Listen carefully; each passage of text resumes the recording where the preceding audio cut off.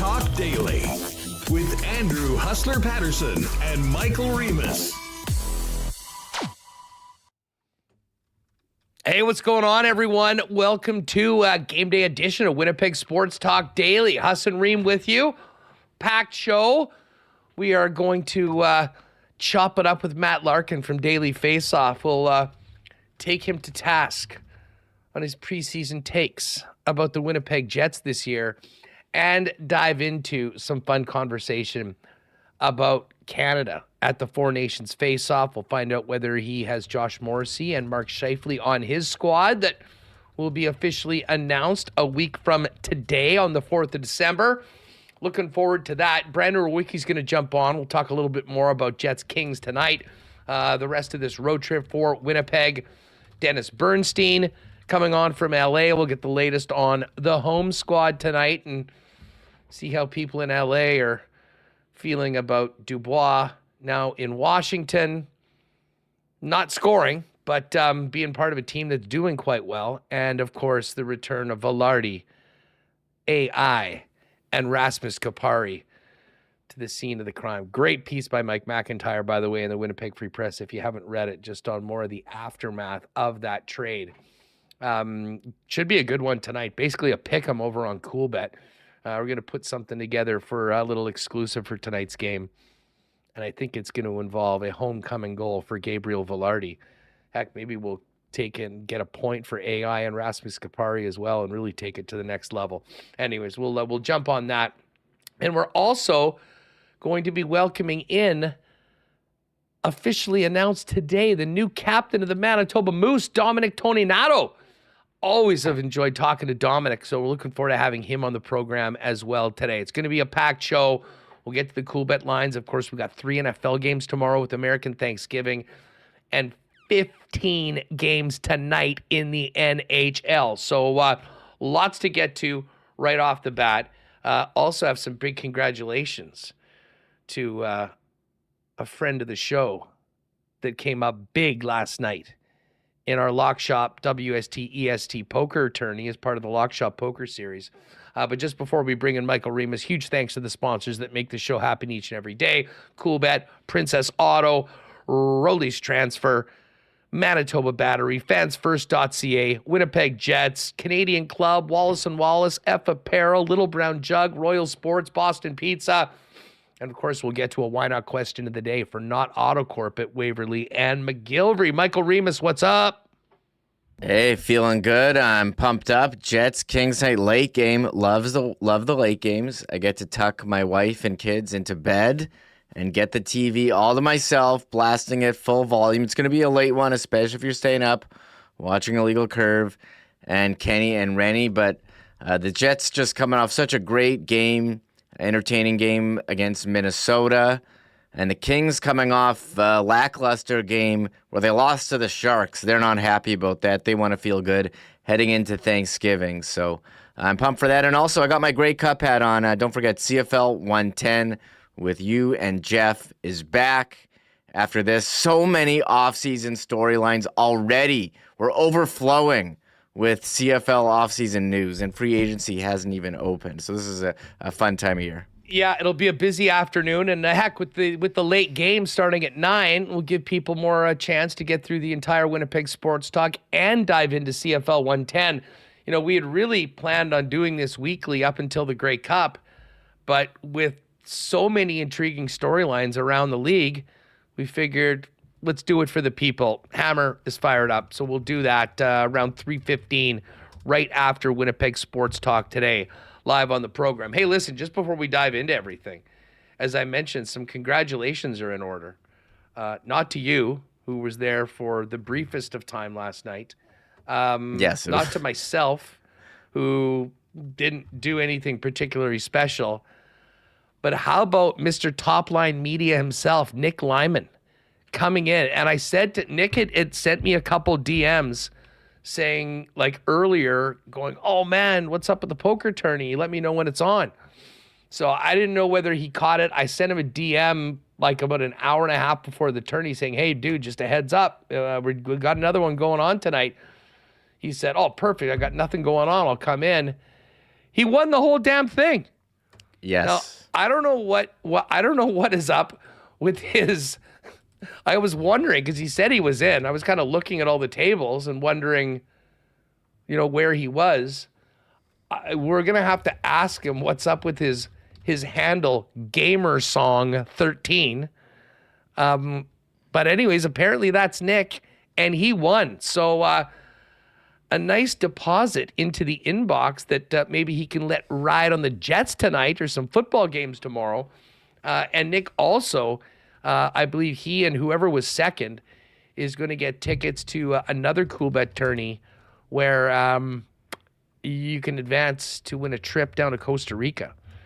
And as I said, Nick, I might be your +1 for that Costa Rica trip, considering my considerate DM reminding you of the tourney to come in and got you to win. But anyways, always fun. We'll do another one in December, midweek when the Jets aren't playing. But Reem, how about that? We now have Eagle Eyes, WST, and Nick that have won 2 of the 4 tournaments so far, split equally between Winnipeg and Edmonton, despite, I think, a few more players from Edmonton being in it. Yeah, that is awesome, Huss. So congrats to Nick. Great time last night. Maybe got a bit, as you said, I was there brief, got a bit too aggressive, and the flop didn't go my way. No one wants to hear my bad beat story, but I got to refocus, and I will be back. But we've had some great performances. Randy D, who finished second, and the last one, they were calling him Randy River. When he got second, last night it was Randy Rivered. It did not go his way. So, who was representing WST very well was the Cowboy. Yeah, and he made his handle Cowboy WST, which I loved. Appreciate that. Eagle Eyes says WST in it as well. Always nice to see the WSTs up there. But yes, and Cowboy right there. You just said I pulled off 4th place. So nice work. As I said, I would have liked to have done a little bit better myself. We always say that. I've had a couple good performances, not so much the last 2. But love to see Nick in the winner's circle in his debut. Obviously, a sharp poker player. Randy, always competitor, and Cowboy was looking awesome last night. He was in a great spot. And listen, you get down and, comes down to probably a hand or 2. And but still, I'm sure he got a nice little payday. I know it was top 12 that got paid out last night. So hanging until 4 should be great. But let's move on, Remo, to tonight. And this is I can't wait for this game. I always enjoy the Kings games. And it is. I know I said it was 9:30 games yesterday. It's a 9 o'clock game. I think puck drop 9:07 tonight, to be exact. The Jets coming off that win against Minnesota have got to be feeling good. But again, now they had just played 3 games in 4 nights. They had the day off yesterday. Now it's time to get going for an LA team that, while recently has not been particularly looking like world beaters, they've still had a nice start to the season. 11-8-3. They're 3rd in the Pacific Division. But what I think is a little concerning for them is how they've fared against some of the better teams. Now, listen, they are not too far removed from a 5-1 win in Minnesota, which was very nice. They did beat the Golden Knights at home. They've got wins.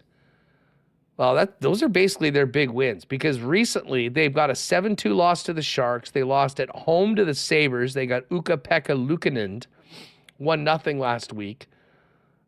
Lost to the Avalanche, lost to the Flames, and their recent wins are against the Kraken, the Red Wings, the Blue Jackets, before that quick back-to-back with the Predators and Wild.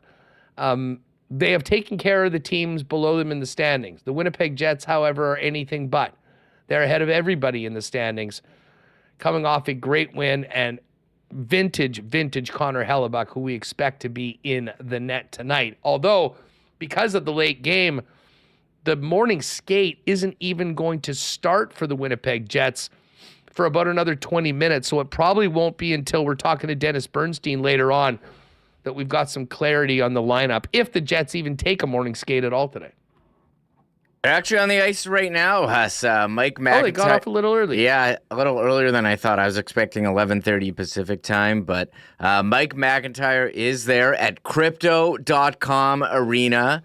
Will still always be the Staples Center to me. But no changes to the lineup. Connor Shafley, Velarde, Perfetti, Nemesnikov, Ehlers, Niederreiter, Lowry, Appleton, Barron, Kupari, Iafallo, Morrissey, Gemello, Fleury, Pionk, Hainel, Miller, Hellebuck in the starters net, Gustafson and Coughlin as the extras. But how about this, Hustler? Logan Stanley has shed his yellow non-contact jersey as he works his way back from a mid-body injury, whatever that is, mid-body injury. So Logan Stanley, we'll see what happens with him, but no changes. Hellebuck and net, and you do mention David Rittich got the start for LA on Tuesday. How about this? Mike Kelly putting this out on X. Tuesday had the best and worst goaltending performances of the season by goals saved above expected. We had Connor Hellebuck, who stopped 43 of 44, 19 shots from the slot, plus 4.6 goals saved above expected. David Rittich, big save Dave, former Winnipeg Jet, allowed 7 goals on 21 shots to the Sharks, 7 shots against from the slot, minus 4.8 goals saved above expected. So there's, big save Dave. He's had some good games for the Kings last year and this season, but I would say the Jets, as far as any game they play, they're going to have the advantage in net. Exactly. And I mean, listen, Helly's been on one all season long. I mean, he's got 2 losses on the season. The Toronto game and what was the other game? I can't even remember. Eric Comrie lost the game in Nashville. The games they lost to Florida on the Saturday. And that was a Hellebuck game. That's right. And then came right back with the win the next day. I mean, tying an NHL record with 15 wins in his first 17 starts. Can build on that with the win tonight. But it's also the homecoming for the LA3, the trio that came over in the Dubois trade, along with Montreal's second-round pick that turned into Alphonse Frey, Gabriel Velarde, Alex Iafallo, and Rasmus Kupari. And while we will certainly spend some time, Remo, talking about Gabe Velarde tonight, and I think I'm going to put him in on the WST parlay, to me, Alex Iafallo and Rasmus Kupari have been 2 of the best stories this year for the Winnipeg Jets. And we praised the hell out of AI yesterday, being the most impactful player, not named Connor Hellebuck, in that game against the Minnesota Wild with his 2 goals. And the phantom assist, if you will, tying up Eriksson, Ek, and Trennan as Neil Pionk joined the 3-on-3 rush to make it a 4-on-3. And the next thing you know, Nino Niederreiter was getting on the highlight reel with the gorgeous goal that ended up being the winner. But to be honest, I have to say this, and people will remember my takes at the start of the year, I was frankly stunned that Kupari was the guy that started the season as the 4th-line center based on what we saw last year. I thought David Gustafson was... Well, I mean, I think last year he was the better player. He was the one that played in the playoffs. I mean, Kupari was an afterthought in the second half of last season. The way that he's played this year on that 4th line and the production and just effectiveness of that 4th line has been one of the great stories of the Jets season so far, and a perfect time for them to come off such a big game where they were out there defending a lead in the final 5 minutes of the game, again, putting up over 13 minutes for both Kupari and AI in ice time last night, to go back to LA where they gave up so much for Pierre-Luc Dubois, cut bait and cut their losses in the offseason to get rid of the contract and take on the Darcy Kemper deal, and to do that. And I know you tweeted something out earlier this week from the WST account about the Kings, and the mentions are still coming in for Kings fans about how much they miss Iafallo, not to mention Velarde and Carey, who've both been huge parts of this first place start for the Jets. Yeah, his 100th goal the other game, Alex Iafallo, and I guess it gets tweeted around, and Kings fans see it and like, man, really miss this guy. We could use this guy who can play on just about any line, spend a lot of time with Kopitar and Dustin Brown on that top line, a guy who can go in the corners. And to think, they tried to accelerate, a rebuild, a retool. I'm not sure what the plan was by trading 3 pieces for 1 in Pierre-Luc Dubois when they already had Kopitar and Danault down the middle. It really didn't work out, but I'll give them credit. They acknowledged after 1 season that, hey, this isn't working, and made a move. Now, they did trade for Darcy Kemper, who is currently injured. And so this really was just a big, big loss in terms of winner or loser of the trade for the Kings. And the Jets have 3 pieces that are, as you said, making a big impact. Alex Iafallo, last game, Velarde, is on pace for a career year, and Rasmus Kupari, he's finding his footing. He's injured last year, but he's certainly making an impact for them. And the thing about Rasmus Kupari has 98th percentile in top skating speed, according to NHL Edge stats. So he's putting in some work there with the Blades. So nice trade for the Jets when, we talk about all the time. You thought he was shoveled off, backed into a corner, unable to get out of it, and pulls out the escape hatch. So thank you. We should be thanking Rob Blake and the LA Kings. Chevy, every time this trade comes up, I think of that meme where that old man is getting mugged beside his car, and then he pretends he's having a heart attack, and he goes, "Call an ambulance," and then he pulls out a gun, but not for me. Like, that essentially is what Chevy did to Rob Blake. And if I'm Rob Blake, and at times, you're maybe scheduling a scouting trip, this would have been a good time not to be in LA, because what the conversation is going to be around this game. Oh, the Jets are first overall in the league? Oh, Velarde's absolutely killing it. Alex Iafallo, Rasmus Kupari, all having big parts of a team that has won 18 of their 22 games so far. Probably to some tough conversations. But, a few of those moves that the Kings have made. I mean, Kevin Fiala, taking this from a Fiala owner in my hockey pool, who was last amongst all my players. He has had a really, really slow start to the season. I think he's only got, 8 points? Or no, he's got 7 goals and 6 assists. He's got 13 points so far this season. But it's amazing, Remo. I mean, it's still Anze Kopitar's team. And what they're looking for right now is somebody to play with Kempe and Kopitar. It won't be Fiala. It's former Kane and former Oiler Warren Foegele that looks to be on that top line right now. Of course, you got Philip Danault. And the other thing is, and this is somewhat noteworthy because he did seem to have such a massive breakout season last year, been a little quiet for Quinton Byfield, who's playing third-line center right now for the Kings. Only 3 goals on the season and 10 points through 22 games.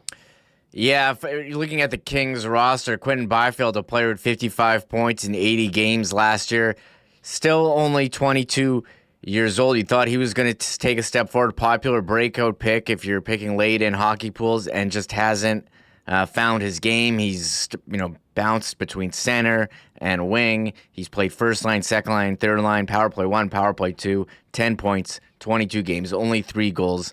For the former second overall pick in 2020, I don't think this is the start they would have liked for him. And I think I agree why maybe they were comfortable trading away Dubois. Well, one, he was so disappointing and had no trade clause kick in and for this long-term contract, but also Byfield, a guy who they drafted very high and you thought was taking steps forward, not quite there. One player who has taken a step forward has for the Kings, Brandt Clarke on defense. We've been waiting for him to make an impact at the NHL for a while, hearing his name. And when Drew Doughty went out with injury, it was Brandt Clarke who started taking over on power play 1. He started on the third D pair. He's now on the second, but he's had a really nice season, 14 points in 22 games. In his first full season at the NHL, he's drafted in 2021. I feel like I've been hearing his name for a while. Still only 21 years old, 22 in February. So that is certainly one of the bright spots for the Jets opponent tonight. Yeah, 4 guys on the IR. Remis mentioned Darcy Kemper, Drew Doughty, Arthur Kaliev, Caleb Jones.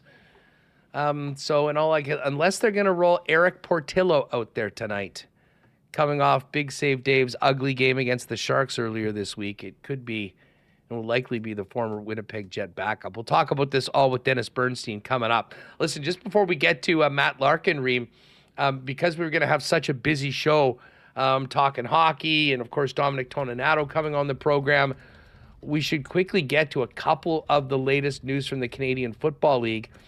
And it seems like the BC Lions, who were rumored to have Buck Pierce at the top of their list for head coaching candidates, are casting a wide net. They've asked for permission to interview Riders OC Mark Mueller for their head coaching position. And in the meantime, the Bombers have asked for permission to speak to Jordan Maksimic for their OC position should Buck Pierce leave. And I know we've just been talking about the BC opening. Apparently, being reported today that Edmonton has also asked to speak to Buck Pierce about being potentially their next head coach. Yeah, lots of moving parts here for the coaching carousel. It was Justin Dunk reported that Buck Pierce interviewed with Edmonton on Monday already. And you said Farhan reporting that the Bombers interviewing with Jordan Maksimic. So they did ask Mike O'Shea about his plan if Buck Pierce does find a head coaching job, whether in BC or Edmonton. It seems like they're looking, outside of what they have in-house. And then was reported, we talked about yesterday, Richie Hall getting an interview for a position with the Ottawa Redblacks. We did have some quarterback news. That was yesterday. Vernon Adams traded to Calgary, but late yesterday was announced the Alouettes signed Davis Alexander to a 3-year contract. And what does this mean, Hustler? For Cody Fajardo, Justin Dunk reporting he's due a $200,000 bonus in January.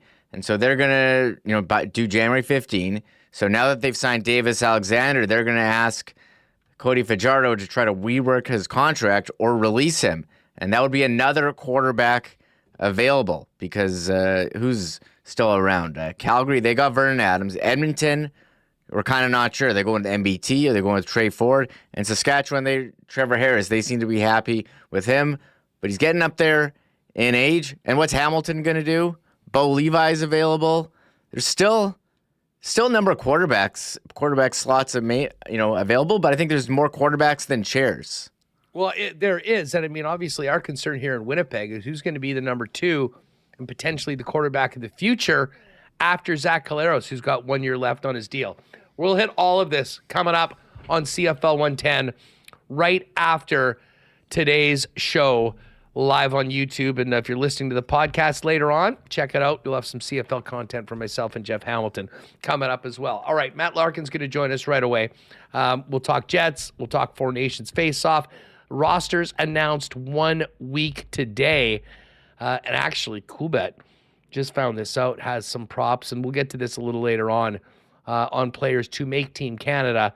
Interesting odds for both Josh Morrissey and Mark Scheifele. But have to thank our great sponsors at Rollies Transfer for their support of Winnipeg Sports Talk. Rollies is family-owned and operated in Manitoba for over 60 years, quickly becoming the most trusted name in moving here in Manitoba. With their extensive logistics business, Rollies is all around the city and southern Manitoba on a daily basis, which means flexible routes, flexible timing, and great rates for your next move, not to mention the white glove treatment for all your precious belongings as only Rollies can provide. Check out their website at rollies.com. In the top right corner, you can click on that Request an Estimate tab. Make sure you put in the promo code WST for a special discount on moving services and moving supplies. Let them know when and where you're planning on moving and what needs to go. And the friendly staff at Rollies will turn it around with a great quote for you quick, book you in, and get you set to move to your next destination. Rollies, 60 years plus in the biz here in Manitoba, the most trusted name in moving. For your next move, make it Rollies. Find out more, request an estimate today at rollies.com. I'm sure if anyone's been driving for the last couple days, you've realized that it looks like winter and the snow is finally here. But we haven't had the deep freeze yet. And unfortunately, it will be coming. And right now it's time to get ready for winter before winter gets you at Manitoba Battery. No one likes freezing their ass off outside trying to get a car started in minus 30 in the dead of winter. You need to avoid that at all costs. Manitoba Battery can help you avoid this by right now popping into either Manitoba Battery location and getting your battery tested for free. If it needs to be replaced, you'll save at least $10 off the battery you need, making the best battery prices in Manitoba even better. They've also got you covered with booster cables, 12 footers for under $20, 25 footers for $59.95, or get a 2,000 amp jump starter for $129.95. Keep warm and get ready for winter before winter gets you at Manitoba Battery with free home delivery on purchases over $60 and 2 convenient locations to serve you. Go to manitobabattery.com to learn more. And how about this, gang? Black Friday is tomorrow, but the Black Friday sale is already well underway at F Apparel. Black Friday Madness is on until December 2nd, their biggest event of the year. You already know that the best in custom suits have been at F Apparel, but now you got those suits at the best prices of the year, starting at just $349.95. Ties from $19. Custom dress shirts made to fit, look amazing, $49. You can shop online at fapparel.com. That's EPHapparel.com. Or I would suggest pop by and see the fellas down at 190 Smith Street to take advantage of these incredible deals. Don't miss your chance to suit up in style for 2025 at the best prices you'll get all year long at Black Friday Madness, on right now until December 2nd at F Apparel at 190 Smith Street. All right. Brandon Rewucki is coming on later on. Dominic Toninato, new captain, I should say, of the Manitoba Moose. Dennis Bernstein in LA. Right now, though, let's welcome back Matt Larkin from Daily Faceoff for some puck talk, a little Jets, and a lot of Four Nations in Team Canada. Matt, what's going on? Great to have you back on the program. Hustler, it's good to see your face, my friend. Always good to be on and talk some puck. Well, listen, we've got a lot to talk about, and frankly, we've got the number one team in the National Hockey League here in Winnipeg right now. 18-4 after a big win against Minnesota, heading into LA tonight. I do believe you were part of the group that did not have confidence that this Jets team would be. Well, listen, no one was calling for them to be what they have been so far through 22 games. But there was a lot of people that were thinking that this team would go from 4th overall in the regular season last year to be on the outside looking in. Now that we're past the quarter pole, what have your observations been of this Jets team so far? Yeah, they have been a really pleasant surprise for me because to me, I looked at last year as Kevin Cheveldayoff's big swing, right? Of course, you made your trades for Toffoli and Sean Monahan. You're surrendering picks. You're really kind of going all in a way we haven't seen the Jets do every single year. And I felt like seeing what the offseason was, it was obviously much more conservative because you took your swing. You had to take a step back and hope that you had some improvement from within. That said, this team was really good defensively last year, obviously elite in the net, and I think that has carried over largely, especially, of course, the play of Connor Hellebuck. You always have that backbone, which means your team has a high floor, and just with the way this team's power play has clicked, I think that a lot of people did underestimate the Jets, and I count myself as one of those people. You know what's funny, Matt, and certainly early on, I mean, last year special teams were a bit of an Achilles heel. I mean, Rick Bowness came on with us in the summer after he'd retired and said, he really regretted just the special teams units probably prevented them, even if they were average, would have probably been a President's Trophy team last year. Now, and obviously it was a big factor in the playoffs as well. The power play has been nuclear for pretty much the entire season so far. But, as we get into this portion of the season, and the Minnesota game was the perfect example, I think the one thing that's differentiating the Jets from a lot of other teams right now in the West and in the NHL is the depth. And we've always known the Adam Lowry line was dominant as a quote-unquote third line. this Rasmus Kapari, Alex Iafallo, Morgan Barron line has been, in some ways a revelation. I mean, putting up numbers close to the Lowry line, and Scott Arniel's playing him in the last 5 minutes. I mean, they all finished with over 13 minutes against the number 2 team in the league last week. The blue line is another thing that I think has exceeded people's expectations. But just thoughts on particularly the forward depth of Winnipeg and how crucial that's been in helping them achieve what they've done so far. Yeah, I think, again, it's another area of their game that was underestimated, especially if you look at the productivity of the second power play unit. So not just the actual rolling 4 lines from Scott Arniel, but it's also the PP2 unit. Right now, you have Nino Niederreiter, you have Nemesnikov, Alex Iafallo, you have Cole Perfetti on the point, Neil Pionk, who's having a tremendous contract year.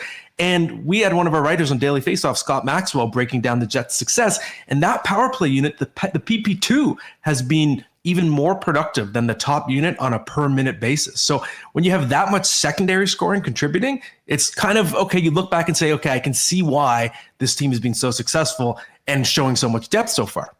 I mean, the West is in particular quite interesting. And I don't know whether we should be really surprised that Edmonton's had a bit of a slow start. Pales into comparison to where they were last year at this time. We know how the season ended up. But I will say this team is very different, and they had some big losses last year. And there's been a number of top players that I think we all expected to, well, frankly, be on the Four Nations team that I think there's big questions on right now. Edmonton in particular, what have you thought about where they're at right now, and how much of this is a Stanley Cup hangover, and how much is this, frankly, a team that, just isn't as good as they were last season? Overall, I think that the talent on that team is going to win out, especially, I'm not all the way in the camp of everything analytics, but I do think they're very important and useful for predicting future results. And early in this season, the Oilers, in terms of their territorial play, I don't think they look that much different in terms of their generating scoring chances, everything like that. It was sort of what led to Jay Woodcroft's firing last year. They were a team that was near the top of the league at generating chances, 5-on-5. They were peppering opposing goalies. They were getting bad goaltending. And I think the way that they're controlling the play this year, they still look like a good hockey team. They cannot get a save. And I feel bad. I'm constantly harping on Stuart Skinner, but he's just not the guy. I don't care if he got you to Game 7 of the Stanley Cup final. He was also benched partway through that playoff run. He was pulled multiple times the year before. You never know what version of him you're getting night to night. And I think that is what holds back the Edmonton Oilers more than anything else. Overall, yes, you look at someone like Zach Hyman, who's had a very slow start relative to what he did last year, topping 50 goals. I'm not worried he gets so many high percentage looks. I think that this team as a group is still as talented, more or less, as last year's. Maybe they're going to have to get aggressive. Maybe they're going to have to trade for another defenseman. And I really think they're going to have to get a lot more serious about their goaltending. But I still believe in this Oilers team.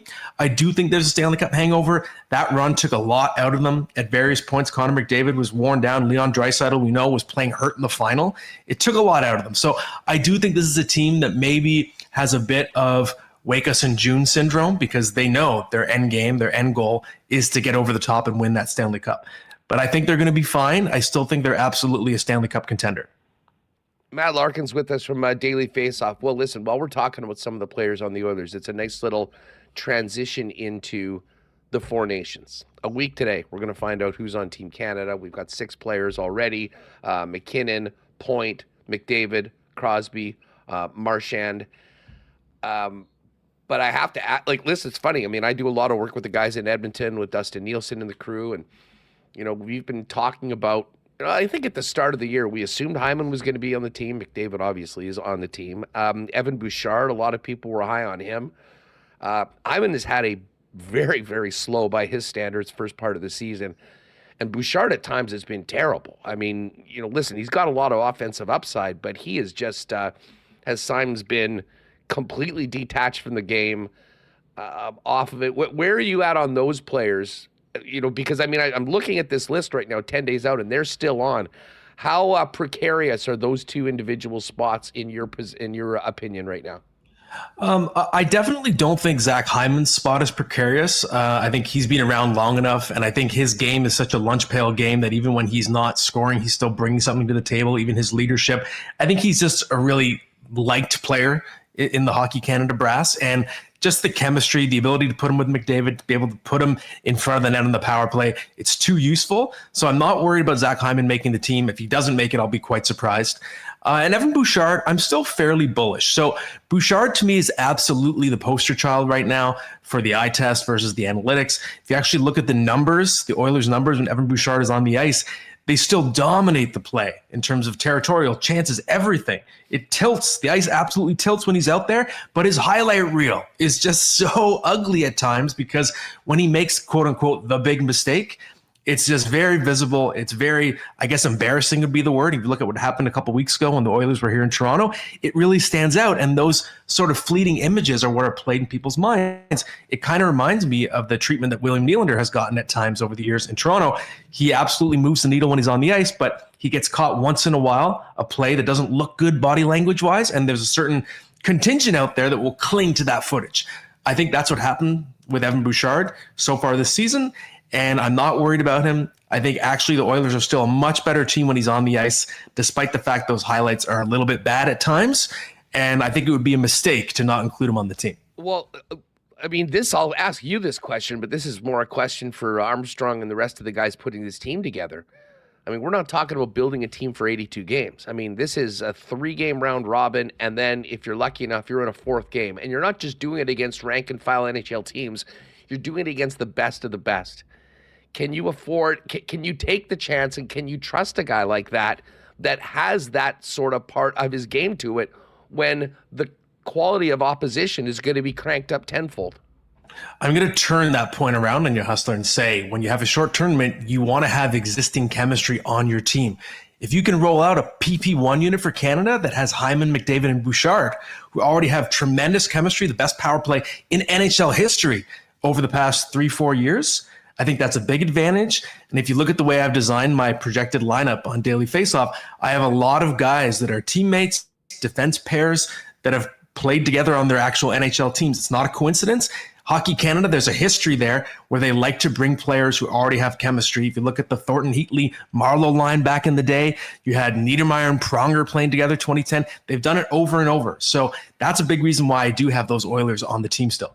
Well, at risk of labeling you, despite being a great friend of the program, as one of the Jets naysayers out there, I cannot help but notice that Josh Morrissey is not on this list, and neither is Mark Scheifele. Explain that to me, because I'll be honest, man, maybe it's because we're in Winnipeg and people are telling us more than what we want to hear, but I'd say Josh Morrissey's been on 80-90% of the lists I've seen, and certainly with the season that Scheifele's had so far this year, he has definitely increased his stock and his chances of being on the team. Absolutely. And, you know, I'm an open book. I like to just share what's going on in my life, what I'm really thinking. So I'm gonna peel back the curtain and talk about Josh Morrissey here. He was my final cut. I had him on the team in my most recent draft. I was humming and hawing. And then to go back to what I was saying about existing chemistry, Shea Theodore, Alex Pietrangelo, they've played together before. They're not always paired in Vegas, but they have spent significant periods of time on a pair together. And I thought of the history. You had Bouwmeester, Pietrangelo carry over as well, right, in the Olympic team when they were teammates in St. Louis. And that was my tiebreaker. I had Morrissey. We had some internal debate. I pulled him out at the last second and then hit publish. So that's how close Morrissey was to making my team. And I'm still going to be doing one more edition of projected rosters early next week. It's possible that the mob will influence me and Morrissey will be back there. That said, different story with Mark Scheifele. I'm going to stick to my guns, but I'll let you absorb what I'm saying about Morrissey first, then we can talk Scheifele. Well, I mean, just as far as Josh goes, I mean, listen, he has, established himself over the last few seasons as an elite top. I mean, Norris candidate, 76 points, 69. He's just about at a point a game this year. Well, let me, for instance, a guy that's on your team. I mean, Noah Dobson's got a goal and 9 assists so far, certainly plays big minutes for the Islanders. That's exactly what Josh does for the top team in the league. Why Dobson over Morrissey, I guess, when you came down to that decision? Yeah, it's a fair question. I've just been looking at the sample size the last couple years. I believe Dobson was a more dominant player. He didn't have as much to work with in terms of the offensive talent around him with the Islanders. And I just like his all-around game. He's a bit bigger. I think he's a bit rangier. He's a bit more versatile in terms of what he brings to the table. So again, we are absolutely splitting hairs here. And my drafts of that decor have changed constantly. So I don't disagree with anyone who has a strong case for Morrissey because it's really close. And that could change in any one of my drafts. Like Devon Toews on the first pair, that's not changing. But on the left side between Dobson, Theodore, Morrissey, by the hour, my opinion changes. It's that close. Well, and listen, that's one of the great things about talking Canadian hockey is that we've got a lot of great players at forward and defense. We'll get to goaltending a little bit more because that's, I think, what keeps Canadian hockey fans up at night. But let's move to the forwards. And, I mean, of your list, listen, I think everyone knows, McDavid, McKinnon, Point, Crosby, Marchand, Mitch Marner's on the team. I'd be shocked if Sam Reinhart's not on the team. And I think Lafreniere, with the season he's had, is very likely to be there. The guys that are more on, and everyone thought Connor Bedard would be on the team. I mean, listen, Connor Bedard has certainly not played his way onto the team so far this year. He'll be the first one to tell you that he's struggled. But let's talk about, you already mentioned Hyman, but Nick Suzuki, Travis Konechny, Connor Bedard, over players like Mark Scheifele for those final spots on the roster. Absolutely. And I have to say, Hustler, this is so fun. It's one of my favorite things to do, just debating rosters. I could do it all day. So obviously, I'm looking at the lineup like a real lineup because Canada historically, they don't just take every single best available player. If you look at every Olympics, they always sort of structure their team like a real lineup. And the bottom six, they always have different assignments than the top six. It's not just throw your 12 best scoring forwards in the lineup. It's never been that way for Canada in the best on best era. So if you look, that third line is absolutely dynamite. Brad Marchand, Sidney Crosby, you're going to keep that chemistry. Sam Reinhart is now one of the best two-way forwards in the league. So I feel great about those three. And then my fourth line, it has a combination of two-way and a bit of jam. So Nick Suzuki, he's used to playing other teams' best forwards. He's a shutdown center when he's at his best. Lafreniere's got the size and physicality. Travis Konechny is having a great year with Philly, and he's got jam to his game. If anyone's going to get removed, Suzuki to me is on the bubble. But if I'm replacing him in a future draft, it's not going to be with Mark Scheifele. It might be Ryan O'Reilly. It might be Bo Horvat because Mark Scheifele, what is his game? He's offensive. He's hyper intelligent. He's a low percentage shooter, or a high percentage shooter, low volume shooter is what I'm trying to say. He picks his spots, and his game is all offense. As dominant as the Jets have been this year, when I was doing the numbers last week, they are break even in goals at 5-on-5 with Scheifele on the ice, and they're actually negative differential in scoring chances because Mark Scheifele is not an above average defensive player. And to me, you have a lot of great offensive threats already in your top six, so Scheifele's not going to make the top six over McDavid or Point. As a center, he's only going to be in the bottom six, and he doesn't fit because his role is not of a shutdown center. You could say, what about Mark Scheifele as the 13th forward? I think that's the best argument, but I want Connor Bedard in there because this is an audition. You have to think this way if you're Canada. Connor Bedard is having a bad year. This is a 4-team tournament with relatively low stakes. You need to see how he vibes with these other elite players in preparation of the 2026 Olympics when you're hoping Bedard will have taken another step. You got to give him a look in best on best and see how he fares. So that is my breakdown.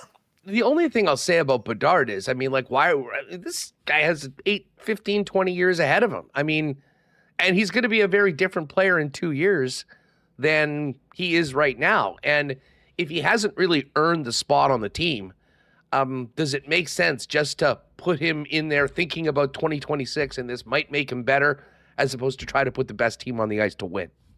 Yeah, you can make that case. And again, if I'm going to point out a contradiction in my own logic, Canada has been a little bit slow to the trigger in terms of elite young talents making their teams. If you go back to Stamkos in 2010, and I think based on that, they do have a reputation kind of making the young guys earn their keep. But this is an unprecedented situation. In those tournaments, when they left the top young players off, those were best on best, top stakes tournaments. In a 4-team event, I think you have to be at least a little bit experimental. Have some youth out there because you just want to see Connor Bedard with the line mates he has to choose from or that he's being given in Chicago. We just don't know what he'll look like if he has elite players around him. And I just think you can't pass up the opportunity to check that out. I do wonder what the philosophy of the management is, because I do think we also have to understand and acknowledge the fact that this generation's gone 10 years without any opportunity to play best on best. And let's just say that it's coming down to a Scheifele-Bedard conversation for the 13th forward, just for sake of argument. And you know full well that in 2 years, Connor Bedard, barring some sort of disaster, will be one of those players and will be a guy where Scheifele's playing some of the best hockey of his career. And at 31 is probably not going to be in the mix, or is unlikely to have as close to an opportunity. And you're talking about a 4-game chance, and a lot of these guys have wanted for their entire year. Like, I do wonder, for guys that have played for Canada at multiple levels before, not that Bedard hasn't, obviously, he's always been Captain Canada at any point, that might be, they might see less your way about thinking about the future and saying, what's the right thing to do by these players right now, considering the lack of opportunity to play for Canada at any point in the last decade.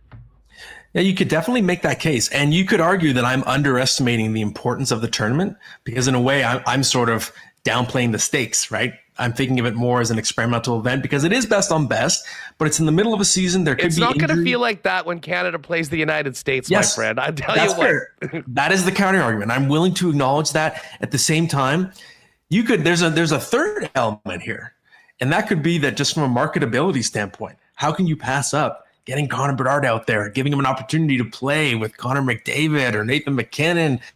I think it's exciting with all due respect to Mark Scheifele. We know who he is as a player, very good player, but the upside is different with Bedard. And it could be wishful thinking on my part. I just want to see how he looks. And I will say one thing to defend Scheifele's case. Everything that you said about the for and against is correct. The team had this crazy start, and that line was 1 goal for, 9 against. And the last 15, 16 games, they've completely turned that around because Scott Arniel was pretty clear. I mean, we're probably not going to keep running those guys out if that continues to happen. And, and that game last week, I thought, if you want to put a stamp on your case to make the team, the game he played against the Florida Panthers, the defending Stanley Cup champs with the hat trick last week on Tuesday was, if those guys were watching that game, I think he did himself a great service right now. And it's kind of clear he's nicked up right now. I mean, he's not taking face-offs, but I know how important this opportunity is to him, and I think we're seeing it right now with the way that he's playing. Did you consider Sam Bennett at all? I didn't, just because it's just Canada's talent pool. I love Sam Bennett as a player, and I think there's a certain style of game that he's extremely well suited for. But Sam Bennett, he plays such a violent style that I don't know if it's going to fit this short tournament that's sort of, replacing the All-Star game. It's largely going to be for fun, and I don't think you want Sam Bennett out there just taking penalties left and right. Also, his style is very taxing on his own body. He never plays a full season. Even from the Florida Panthers standpoint and from Bennett's standpoint, he might need those 8 days just to recover because he's constantly getting nicked up. And for them and for him, I'm sure the Stanley Cup's more important. Maybe different if it's the Olympics, but I just think when you have so many players to choose from who have some jam to their game but a bit more raw skill, I think Bennett's on the outside looking at. My dream is probably Paul Maurice's nightmare, but I'd love to see Bennett on the team and let him know that you're going up against Matthew Tkachuk on every shift, and we'll get some Panther-on-Panther crime for the entire duration of 1 and hopefully 2 Canada-USA games. Oh, that would be Bill Zito's nightmare too, because that somebody's getting nicked up. And again, and to me, that's going to be an interesting element as we get closer to the tournament. And it's a reason why, for example, I had Mark Stone on my previous draft of the team, but now that he's on IR, I just don't think Vegas is going to want to take a chance. Same with him. And play in this event that's still ultimately not for an Olympic gold medal, right? And because of that, I think we will inevitably see some injuries as we get closer. There will be some spots opening up that we didn't expect. And if anyone who's one of the more offensive players on Canada gets hurt, I do think Mark Scheifele is going to be one of the top options to slide in there, unless he just makes the team. And that's entirely possible still. Matt Larkin with us, getting ready for next week's announcements of Team Canada and the rest of the rosters for the Four Nations face-off. This is the tougher part of the conversation, goaltending. How far behind is everybody else? How is Canada than everybody else? And how did you come to the decision of Binnington, Aiden Hill, and Logan Thompson, ironically former teammates with the Vegas Golden Knights? Yeah, Canada's goaltending, the best way I can describe it is the best option for Canada would be the number 5 option at best for Team USA. That's how skewed it is right now. It's crazy to think where we were 20 years ago in the peak of the Francois Allaire butterfly goalies just dominating the league, but it's just not what the game is right now in terms of what Canada's producing. That said, in a short event, I still think Canada's options are good enough to get hot. And in Jordan Binnington, you have a Stanley Cup winner. He is obviously familiar to Doug Armstrong, so there's the connection there. Aiden Hill, recent Stanley Cup winner as well. Logan Thompson, I think, is playing really well right now, and he's got the size and the athleticism, a little bit of everything as well. So I like that trio. But that said, we did a vote at Daily Faceoff, 13 people, and you saw Mackenzie Blackwood get the second highest number of votes, so there's a bit of a recency bias. He's been good for San Jose. And you have guys like Sam Montembeault, who really impressed in spurts with Montreal this season. He got the third most votes. So it's all over the place. And then you have the other angle, which is Joey Daccord, the dual citizen, who typically has been aligned as an American, but is eligible for Canada. And you can make a case he's one of the better options available. So do they pull him over, get him to cross the border and play for Canada? That's an angle to keep an eye on. But overall, I think the goaltending debate is so all over the place that almost everybody has a different trio when they're predicting who's going to make the team. Bottom line is Canada's going to need to score some goals. I think because that is a concern, certainly when you're looking at it. But again, short tournament, you get a guy that comes in there, can get hot. What worries me about Binnington is we can see him get hot and play on a heater as well as anyone. He also just gets in his own head, and you can't have that happen in an event like this. Anyways, it's we got a week, and then we'll find out, and then we'll relitigate everything, and then we'll spend 2 more months talking about all of the rosters, is how things match up. Hey, Matt, before we go, you made a really interesting observation earlier, and I think part of it has to do with some slow starts from regular superstars, hot starts from guys like Ovi. I mean, certainly Kyle Connor in the mix. Is this as wide open a Rocket Richard race that we've seen in a long time at this point in the season? Absolutely, because if you look, it's been 5 years since anyone not named Austin Matthews or Leon Draisaitl won it, or not Leon Draisaitl, Connor McDavid, I should say. Draisaitl to me is the favorite. It's crazy he's never won it before. He's been second. He's second in the league over the last 5 years in goals behind Matthews, but he's constantly the runner-up or right in the mix. This might be his best window to do it, but who knows? Ovechkin was right there. Tage Thompson was right there. Cole Caulfield. They've fallen back. You got Nico Hischier in the mix. Sam Reinhart was second in the league last year. So I do think it's wide open. And the other factor to consider, Austin Matthews only needs 65, 70 games to lead the league in goals, right? And he's going to be back probably not this week, maybe by the weekend. So he's getting close. The Leafs have been very careful because they keep winning without him. So theoretically, he should be 100% when he's back. And we know he's capable of going on a crazy heater. So you can't quite rule him out of the race either. Do we even know what he's dealing with right now? I mean, I just know everyone freaked out when they heard that he was on a plane to Germany, and I get it. Yeah, we know it's something to do with the upper body. The concern everybody always has is that wrist that tends to bother him from time to time because it's so important to his release. But from what I understand, it's not the wrist. I don't know exactly what it is. But my theory has always been that he might have been back in the lineup. Let's say so the Leafs are 7-1 without him. If they're 1-7 without him, I bet you he would have come back a week ago. But they just keep buying him time with every one of these wins. They have 6 regular forwards on IR, and they can't lose right now. So every time they win, they just buy him another couple of days. And I think that's ideal for them because you're more likely getting the 100% version of him when he comes back. Matt, always great having you on the program, folks. You can check out all of Matt's work at Daily Faceoff along with the rest of the Daily Faceoff team. And let's circle back in a couple weeks once we've got the rosters and do a little breakdown of who made it and who didn't. Absolutely, always fun, and I will put my bib on and get some nice crow on my plate if I'm wrong about those Jets. I hope you are, because we'd love to see those guys in it. But bottom line is we'd love to see Canada get a great squad, which we know that there will be a lot of talent to pick from. But we'd like to see the number 1 team in the NHL represented by a couple of their players, and can't wait for this game tonight against the LA Kings. Matt, you have a great one, pal. Thanks again for doing this. Thanks, buddy. You too. All right. Thanks to Matt. Always love chatting with Matt, even if we may disagree.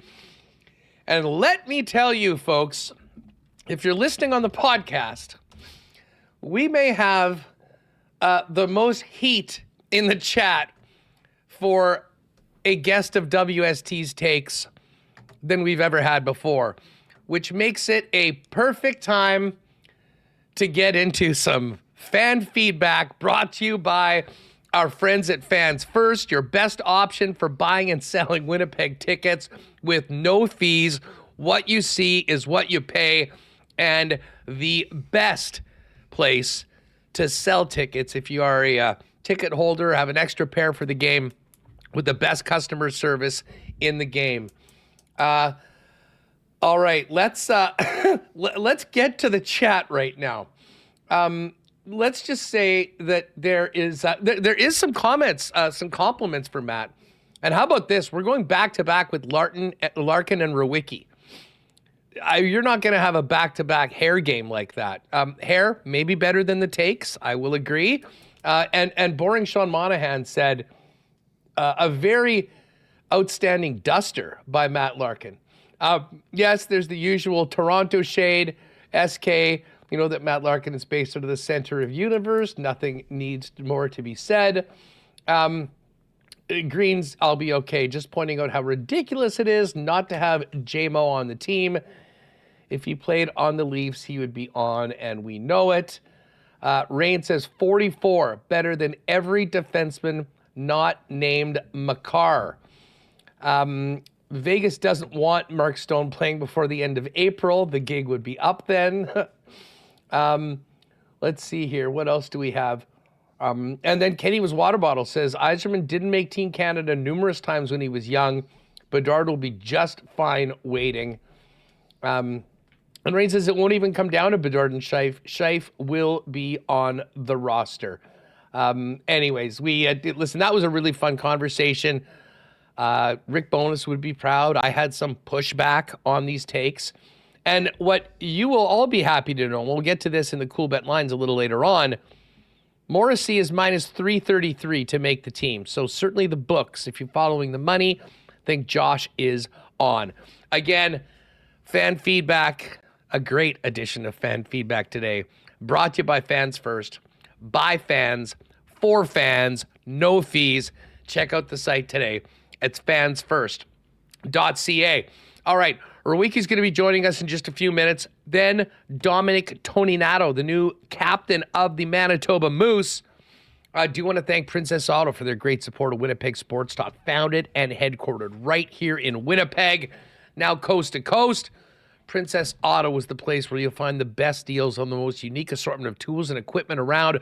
Everything to complete the projects on your list or start something new.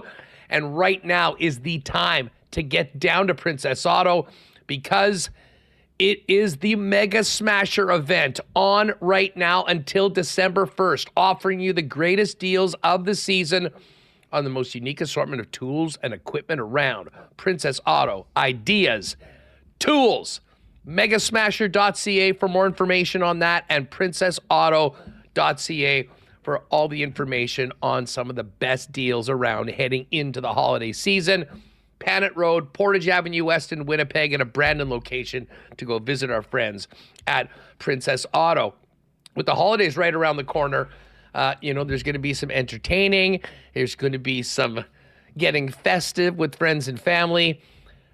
If you are a whiskey lover, you are definitely going to want to pick up, while supplies last, the second issue of the Canadian Club Invitation Series, the exceptional limited one-time release of the Canadian Club Classic 18-year-old High Proof. It offers the well-known, smooth, well-balanced taste of Canadian Club Classic, carefully aged and bottled at a higher proof for a full-body tasting experience. The Canadian Club Classic 18-year-old High Proof was awarded gold at the 2024 International Wine and Spirit Competition, and it is available now until it's gone at your local Manitoba liquor marts. Just $79.95.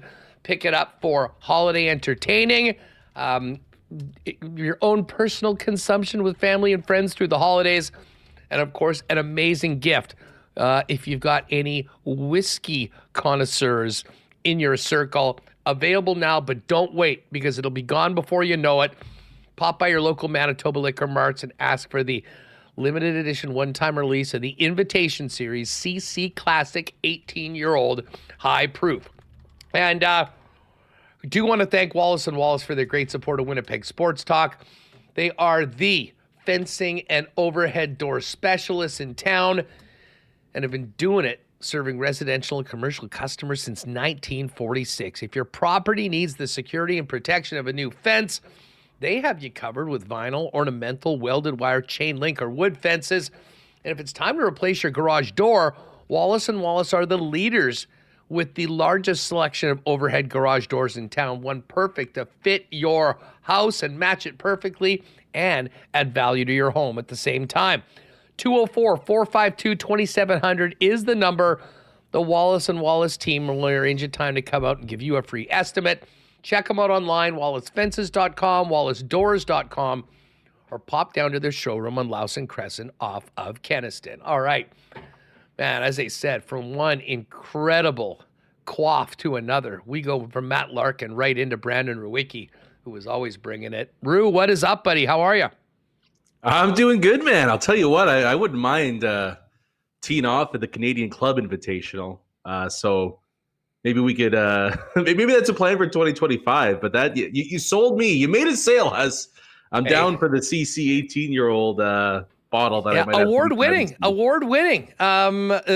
Gold at the 2024 International Wine and Spirit Competition, similar to you, despite getting a run taken at you by Matt Larkin.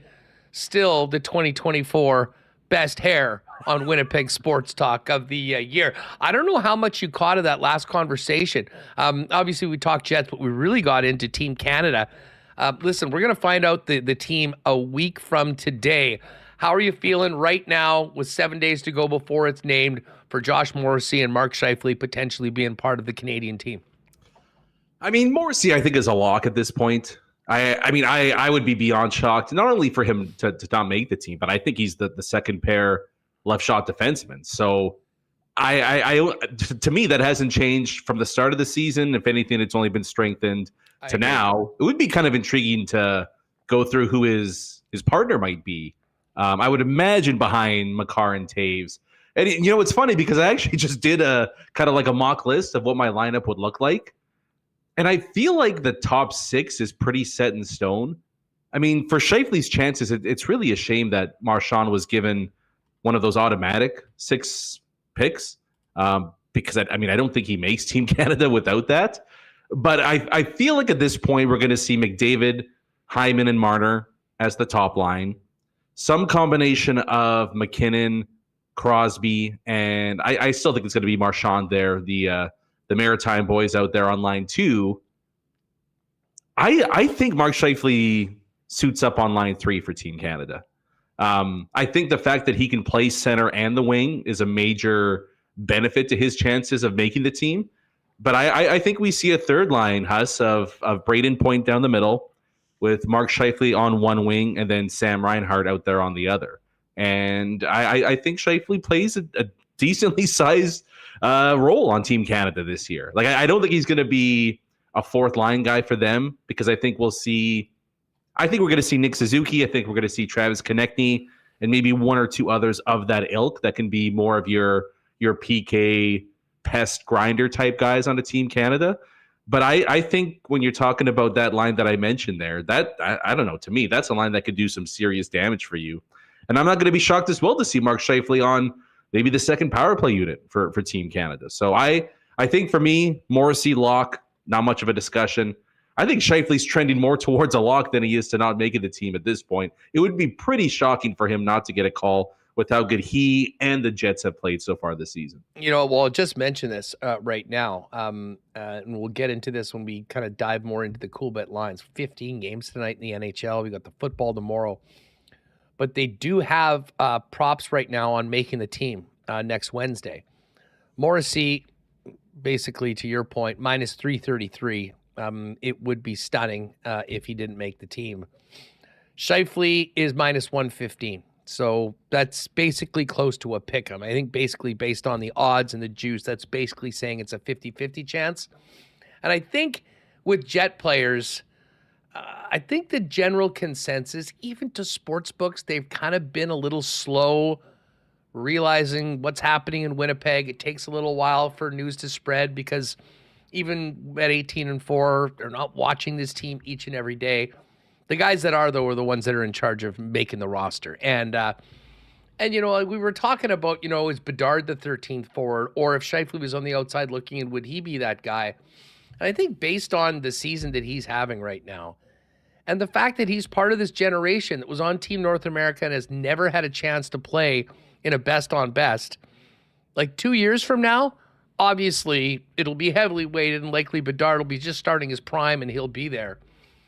But I really think Scheifele's done enough playing at World Championships and obviously, everything that he's done in the league that he'll be that guy. So we'll probably support Scheif with a little bit of Canadian currency over on the Coolbet lines as well.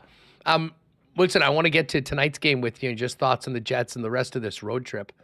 But what were your takeaways from the win against the Minnesota Wild on Tuesday? Yeah, I thought what the Jets did really well was sign Connor Hellebuyck to an 8-year deal about 13 months ago. I think that went well. There were other bright spots, and I thought the Jets did get better as the game went along. I thought their third period was phenomenal. Yeah, their first 30 minutes was rough. Minnesota earned likely a 2-3 goal advantage at that point. And I do think by the time, the Jets to me in that game were kind of more along the lines of one of those ground and pound football teams where by the time, you get into the final, 8 minutes of the fourth quarter, you wear the opposition down and they don't have a whole lot to throw at you the other way. But it was the Connor Hellebuyck show. I think in that game, he had the most goals saved above expected in any game so far this season.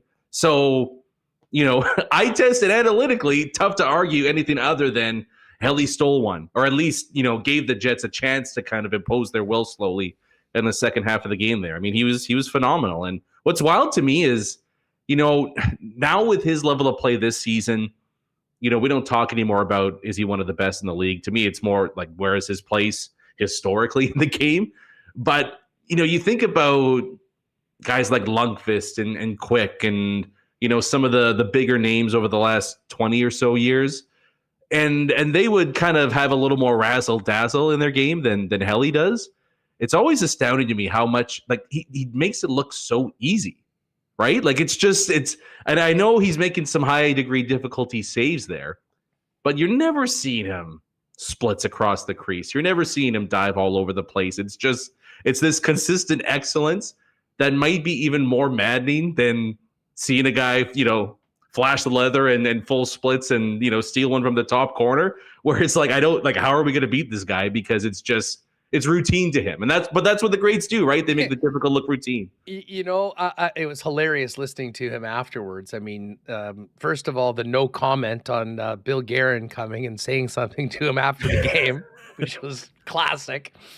But I believe he referred to himself as having a hot toe and a hot glove yesterday, which certainly was the chance. But, if I believe it's Matt Boldy, you probably didn't sleep very well last night because you got one of the probably 5 best passes of the season in the National Hockey League. That behind-the-back pass by Kaprizov through to the defenseman in front of the net, point blank, is as good as it gets. And guess who was right there to thwart it all? Hellebuyck. Yeah, he was great. I did sort of agree with Arneal that I do think the shot clock guy got a little trigger happy in the first period, and that does happen. But I'll tell you what, he was full marks. But my takeaway from the game, as much as the Jets were definitely not the better team in the first half, was how with about 5 minutes left in the second period, they really sort of calmed the waters. And when we're thinking about what this team is doing now and how it might relate to the playoffs, that third period where they had been the second best team on the ice for the first two outside of their goaltender was absolutely textbook. The Wild did not have a shot until the 10-minute mark of the third period. The Jets, playing with the lead, outshot them 12-5. Obviously scored the 2 goals. Listen, there are some times, and no one needs to apologize for having a world-class goalie that does his job, but you don't want that to be for the full 60 minutes. And, the way they went to the dressing room and came out knowing that they were very fortunate to be in the situation that they were, I got to tell you, that is a really, really good sign. And I bring it up because a huge part of that third period was the play of the fourth line. Now, Alex Iafallo was a monster in that game. He had the 2 goals. He had the phantom assist where he took care of Trennan and Eriksson Ek being idiots in their own end, setting up Nino's goal. But man, Kupari, Barron, the amount of time those guys spent in the other team's end and the responsibility they were getting from Arneal in the last 10 and 5 minutes of the game, I think just speaks to how deep this team is right now. And to me, that game was won with Connor Hellebuck and the Adam Lowry and the Rasmus Kupari line. Not a lot going on from the top 6.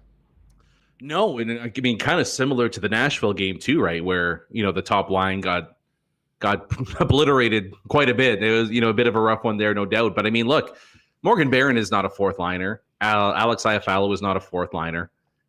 With the way Kupari has played this year, he is not a fourth line. Like, that is a good third line on a lot of teams in the NHL. So, like, that's what Winnipeg's dealing with. And that's, there's a reason that 16-3 starts and things like that just don't happen, even amongst the best teams in NHL history, because your top guys go cold for stretches. Like, it's just the reality of an 82-game season. And the majority of teams in the NHL are kind of buoyed by their upper echelon guys carrying the mail for the most part. But there really hasn't been much of a drop, if at all, in terms of the high-level performances from the bottom of this roster this year. And that's played a big part, by how well that fourth line has been. And it's funny, we talked about how Lowry, that line needs to be referred to as the second line moving forward.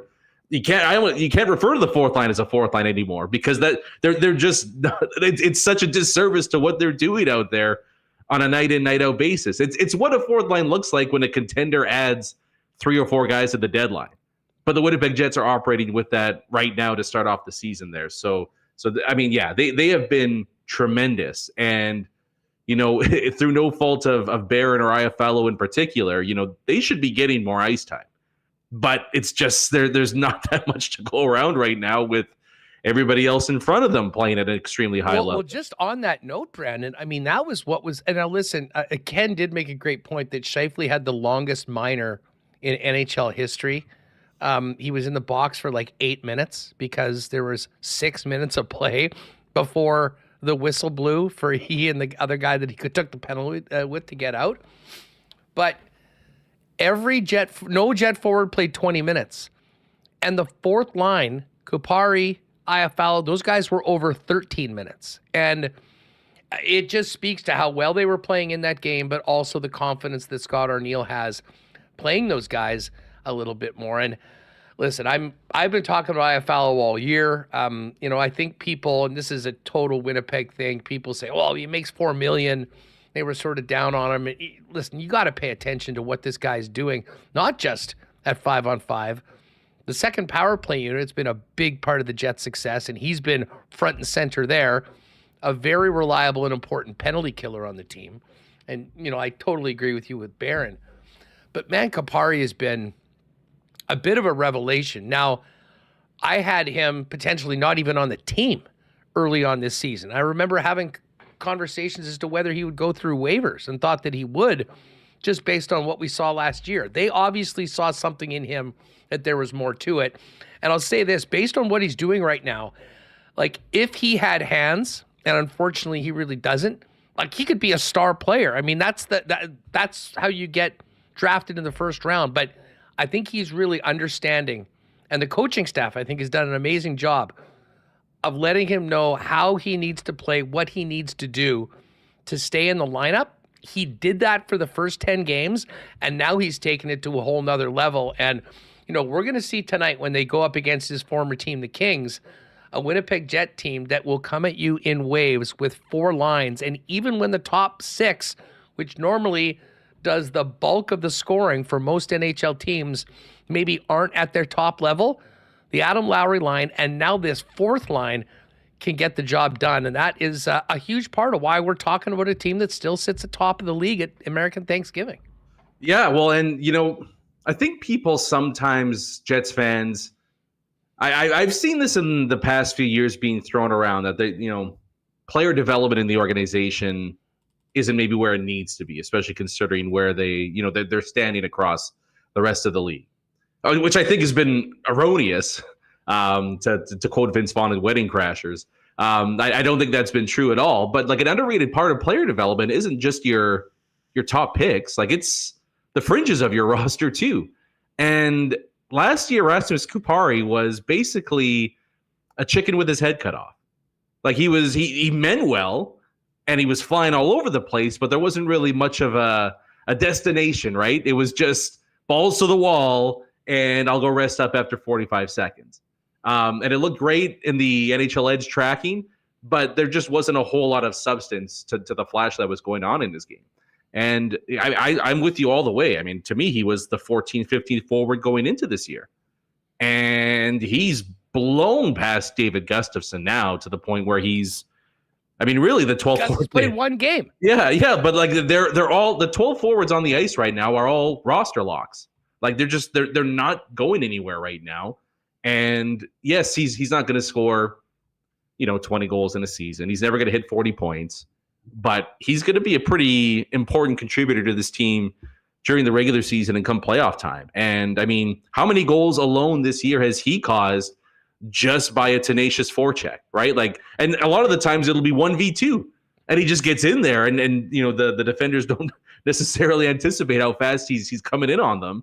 I mean, I can count 3 for sure, just like immediately after a Kupari turnover that Winnipeg's been able to put one in. So he's been tremendous. The fourth line's been tremendous. And I think, the Jets organization as a whole there should get a decent amount of credit for that, because they turned a guy last year that, rightfully couldn't crack the lineup into a mainstay on one of the best teams in the NHL right now. Yeah, no, I'm really looking forward to seeing, him and AI playing on that fourth line with so much confidence go into LA, where they were part of the package to get PLD, and how that looks tonight. Hey, just quickly before we go, because we've got the new captain of the Manitoba Moose joining us, I did want to just ask you about how you thought Billy did in his first game back in the NHL in almost 2 years.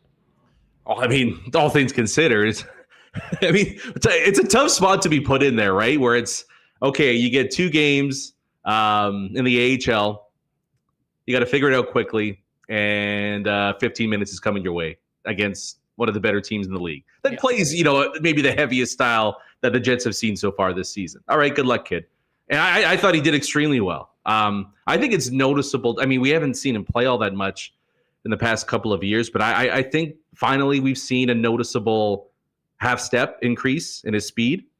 And I think that was evident in the drawn penalty by Foligno in the third period there, where maybe last year or 2 years ago, Foligno just bodies him and takes the puck off him. But this time, he's able to get a bit of separation and create a penalty there. I think him and Colin Miller are going to be a tremendous third pair for the Jets. And I think with Sandberg out for the time being, might not be the worst idea as well to maybe split those minutes up between the second and third pair a little bit more evenly. Because, Hayden Fleury is being asked to play a spot or 2 above his role right now. But I was really impressed, man. I thought he got better and better as the game went along. I think that's going to be another secret weapon this team can throw out there, is the ability to have Heinola and Miller crush sheltered minutes on a third pair for the team. Yeah, and you know what? I mentioned it to folks, but if you missed it yesterday, if you've still got the game PVR'd, rewind about 15 seconds before IFL opened the scoring. And watch Philly in the corner. He's going at it with Rossi. He gets a little bit of help. He pulls the puck over. 2 guys run at him. He goes through one, passes it through another guy. And then that started that entire series of the play that ended up with the first of the 2 Alex Iafallo goals, 99 on his career. So certainly a nice start. And yes, to your point, that was you weren't going in against just any team. You knew the Wild were going to bring it. They did. And he looked great. We'll look forward to seeing him tonight. Brandon, thanks so much for doing this. We'll look forward to a new edition of Skates and Plates coming up in the next couple of days. We'll talk to you next week, and enjoy the football the next couple of days. I will do so. Thanks. Happy American Thanksgiving to anybody out there. And yeah, we'll talk next week. Thanks, man. Appreciate it. All right. There is Brandon Rewucki again. You can check out Skates and Plates wherever you get your favorite podcasts like Winnipeg Sports Talk. All right. We do have more on tonight's game. Dennis Bernstein's going to join us in LA in 10 minutes or so. But big news today in Mooseland. We have just announced the new captain of the Manitoba Moose. It is great to have Dominic Toninato back on Winnipeg Sports Talk. And Dom, congratulations on being the new captain of the Moose. Thanks again for coming on. Yeah, thanks for having me, Andrew. It's always great talking to you. And I mean, listen, you've been such a big part of this organization for the last few years. Tell us a little bit about, the role with the Moose right now and getting the C stitched on the jersey as was teased last night.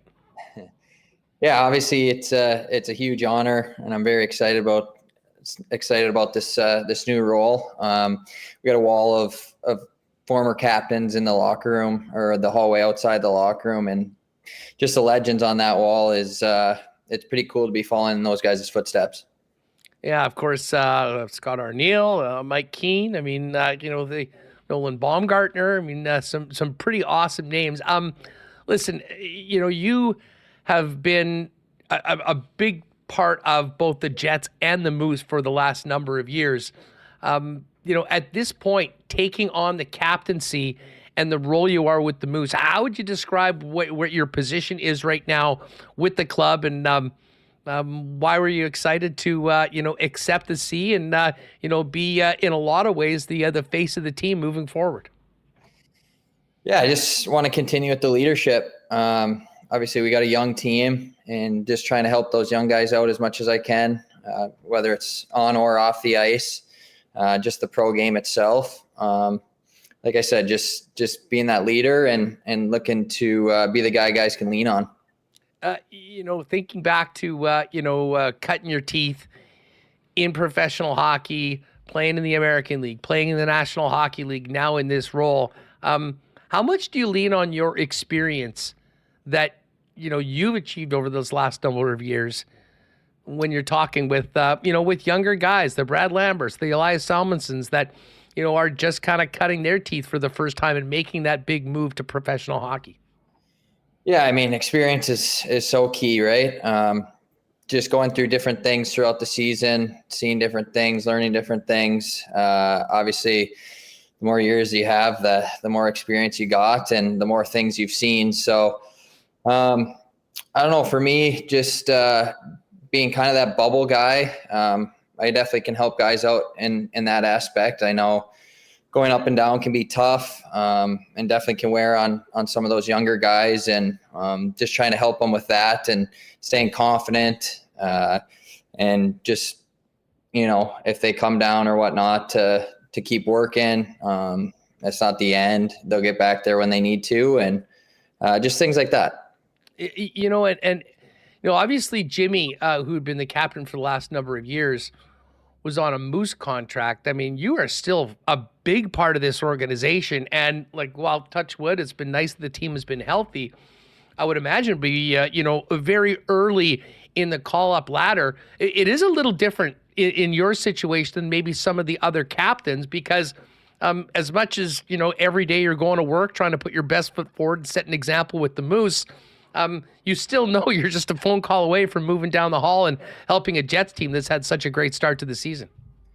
Yeah, for sure. I mean, that's always the goal, is to be in the NHL and play as many games up there as you can. But obviously here right now, and excited about this new leadership role, and, whatever happens with call-ups and whatnot. But when I'm here, I'm going to be doing my best to lead as best as I can.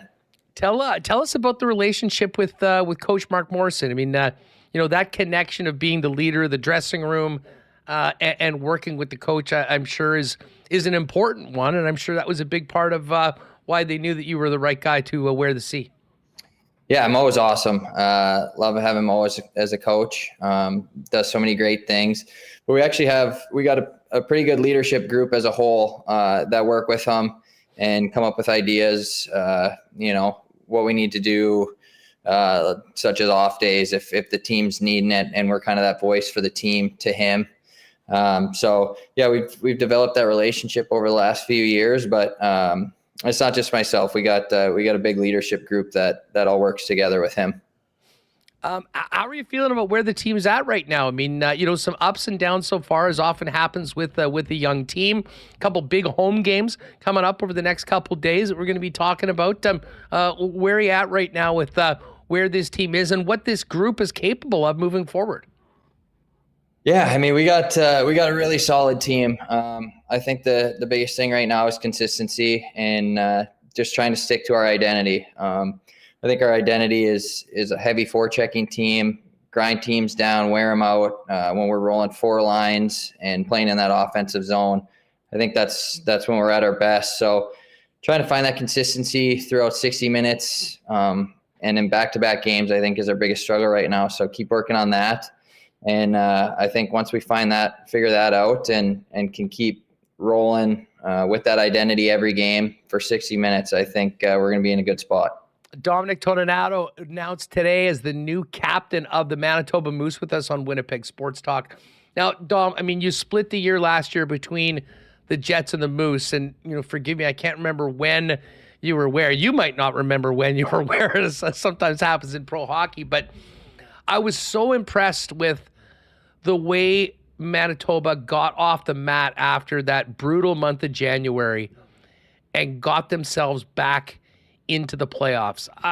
We've seen young teams like that, when you go through that sort of adversity, you can let a season get away on you very, very quickly. What do you think you and the rest of the team, especially the young players, learned about the way that you guys came back the way you did, getting into the playoffs, and how might that help you guys going forward as the younger guys mature and you try and build off what you've been able to do so far? Yeah, I mean, it speaks to the character and the never give up, right? A lot of teams struggling that bad, that low in the standings can just kind of pack it in and start kind of getting their summer plans ready, right? So the way guys stuck with it, fought through all that adversity, and then just started winning, and that got contagious, and wins started to turn to more wins, right? And we kind of climbed out of that hole and gave ourselves a chance at that playoff. And I mean, obviously we came up short in Texas, but it speaks volumes to the character of the guys in that room. Dom, when they say, hey, we want to make you the captain, do they give you a long list of new duties that are part of the job? I mean, how do things change for you going into tomorrow and the rest of the season? No, I mean, I said this to the team earlier, like nothing's going to change. We need to keep building as a team. We got to keep finding that identity, and everyone in that locker room is going to have a voice still. Just having to see, I can talk to the refs a little more, maybe yell a little more. But other than that, like I said, it's going to be open locker room. You need to hold guys accountable, whether it's your first year or your 10th year. So everyone's got the voice, and we got to continue to keep working and growing as a team. Dominic, we've always loved our chats with you in the past. Congratulations on being named the new captain of the Moose. Good luck this weekend back at home at Canada Life Centre and throughout the season. And hopefully we can do this again coming up as you and the Moose continue your campaign. Awesome. Thanks for having me. Appreciate it. Congrats again. There's Dominic Toninato, new captain, announced today. Long list of some great men to wear the C with the Manitoba Moose. We are going to get back to tonight's game in just a minute. One of our faves, Dennis Bernstein, coming up. But hey, Black Friday down south is in a couple days. You know that means big deals, and our friends at Little Brown Jug are getting into the mix as well. Beginning tomorrow through Saturday, swing by the brewery at 336 William Avenue for the best deal of the year on 1919. Get this, gang. 8 packs of 1919 discounted to just $19.19. That's $7.80 in savings. So if you want Manitoba's favorite local beer at the best price of the season, just in time for holiday gatherings and whatnot, you get down to Little Brown Jug Thursday through Saturday, 336 William Avenue, and get the good stuff. You can see it right there. 473 milliliter tall boys, 8 packs, just $19.19, saving $7.80 per 8 pack. Shout out to our friends at Little Brown Jug, and a happy U.S. Thanksgiving to Dennis and everybody else. Hey, by the way, speaking of tonight's game and the upcoming holidays, our friends at BP are busy. Great spot to watch the game tonight. 9 o'clock start. Pick a player contest. Great prizes to win. But with the holidays pretty much upon us right now for the next month, great deals for your stocking stuffers and more. Buy a $50 Boston Pizza gift card and receive a free $10 bonus card.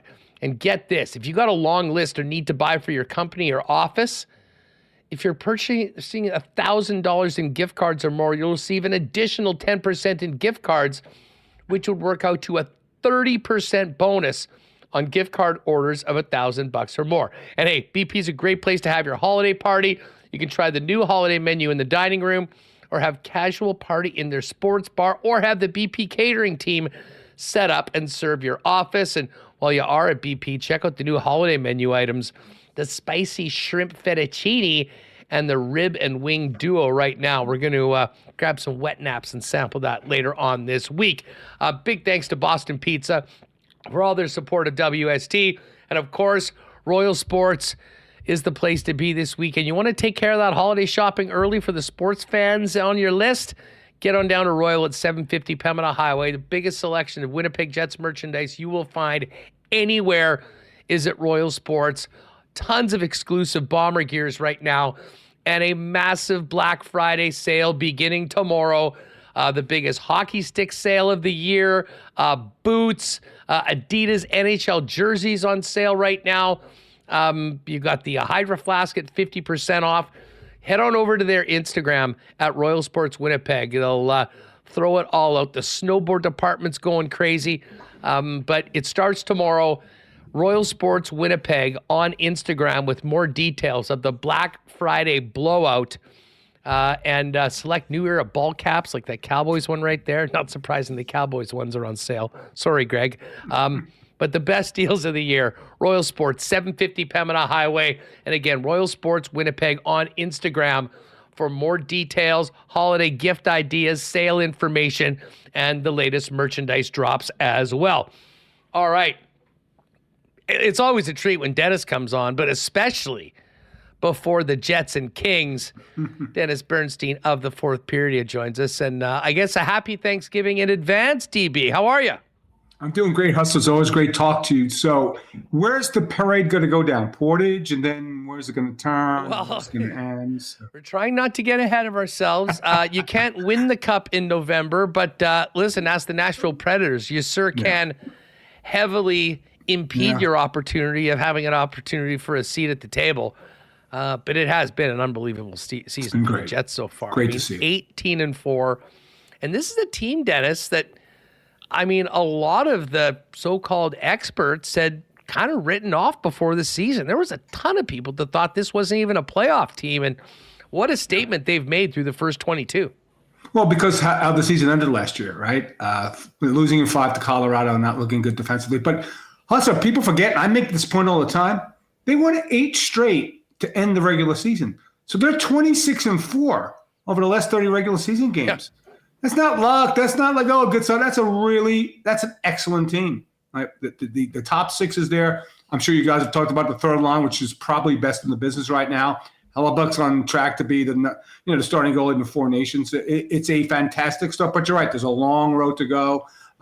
Injuries, you're not going to maintain this run, but it's great to see. I have an affinity for Winnipeg, so for the fans and for guys like you and Remo. So I'm happy for you, the ability to cover this team that's on an incredible run right now. Well, listen, whether you're in the media, whether you're a fan, it has been a lot of fun. And it's always neat when these teams play together. Obviously a lot of fans, if they're lucky enough to be able to get down to LA, get out of the snow for a little bit, it's a great spot to go. But listen, 2 really good teams so far. But fill us in. I mean, LA's been in a playoff spot pretty much all season long. Yeah. But they seem to have been, they've had some ugly losses. They haven't beaten a lot of the top teams. I mean, what's the feeling around the Los Angeles Kings as we get ready for puck drop tonight? I think they're a mid-team. And we asked Jim Hiller last week to grade out his team for the first 20 games. He gave him a B, which is fair. They're a better defensive team. I think they're 12th in goals against and 17th in offense. They're a mid-offensive team. Hustler, and the power play, they just can't get out of their own way. Now, the guy on the Jets right now who used to be in Los Angeles might have helped that power play with a right-handed shot and Gabe Velarde, but you can't do anything about that now. It's been a stagnant power play that doesn't move the puck very fast. To talk to some people, they need more movement there, but it's a mid-team. Should they make the playoffs? They should, but look, here's the thing, Hustler. If you don't think that's maybe not a red flag, but a mustard color flag from Monday night in San Jose when you give up 5 goals to the Sharks in the third period, it's a major there's something going on there. And it's not about the Sharks are getting better. And Hiller went and praised the Sharks. They're not that, and they aren't. Let's be real here. They added a lot of quality. They added, they have a guy like Granlund. They added Toffoli. They added, they added Jake Wallman. So they are better than last year, which was an AHL team. But still, 5 1/3 against San Jose, a team that has a 370 points percentage. It's up and down. And one of the major things is, they still miss Drew Doughty, some nights more often than others. And it's like on that game on Monday night, Drew had the ability to take over games late in third periods. And with him out there, they're surviving. They've had a lot of road games, but are they a division winner? I can't say they are right now. They're clearly not as good as the Jets. I mean, they're going to be underdogs tonight. But I think the concern is what happens in the postseason, Hustler. If you assume, which might be an assumption right now, that they get there, they got to win a round. It would be 4 years in a row. Now, I granted, getting to the playoffs 4 years in a row is not easy. I think if the Kings do it, I think there's 8 teams in the whole league that have done it. 3 have won the Cup for 4 consecutive seasons. But what happens when they get there? And the question is, why is there regression from a guy like Quentin Byfield? Why can't they figure out where they can play Kevin Fiala? So there's a lot of question marks here. So while I think they're good enough to be in the top 8, because as you know, the middle of the West isn't very strong. When you look at these teams in the middle, you can make a case for any of these teams. So I think they get in, but can they do any damage in the postseason if they get there? They're going to need better from a lot of their players to get there. You know what? It is just amazing when you look at the Kings this season and the roster. You mentioned the kind of slow start for Quentin Byfield after his sort of breakout year last year. It's still Anze Kopitar at 37 years driving the bus for this team. I mean, incredible. Has he fallen off at all? I mean, he's a point-a-game player. He's the leader of this team right now. And while so many other guys are having underwhelming starts and performances, that's the one guy Hiller seems to be able to count on. Never mind every night, every shift. If Kobe got hot here over the next, say, 10 games and had a streak of he could set a career high for points at 37. There maybe a little regression on the defensive side, Hustler, but again, his game was never fashioned through speed. He was never the fastest guy. His IQ is off the chart.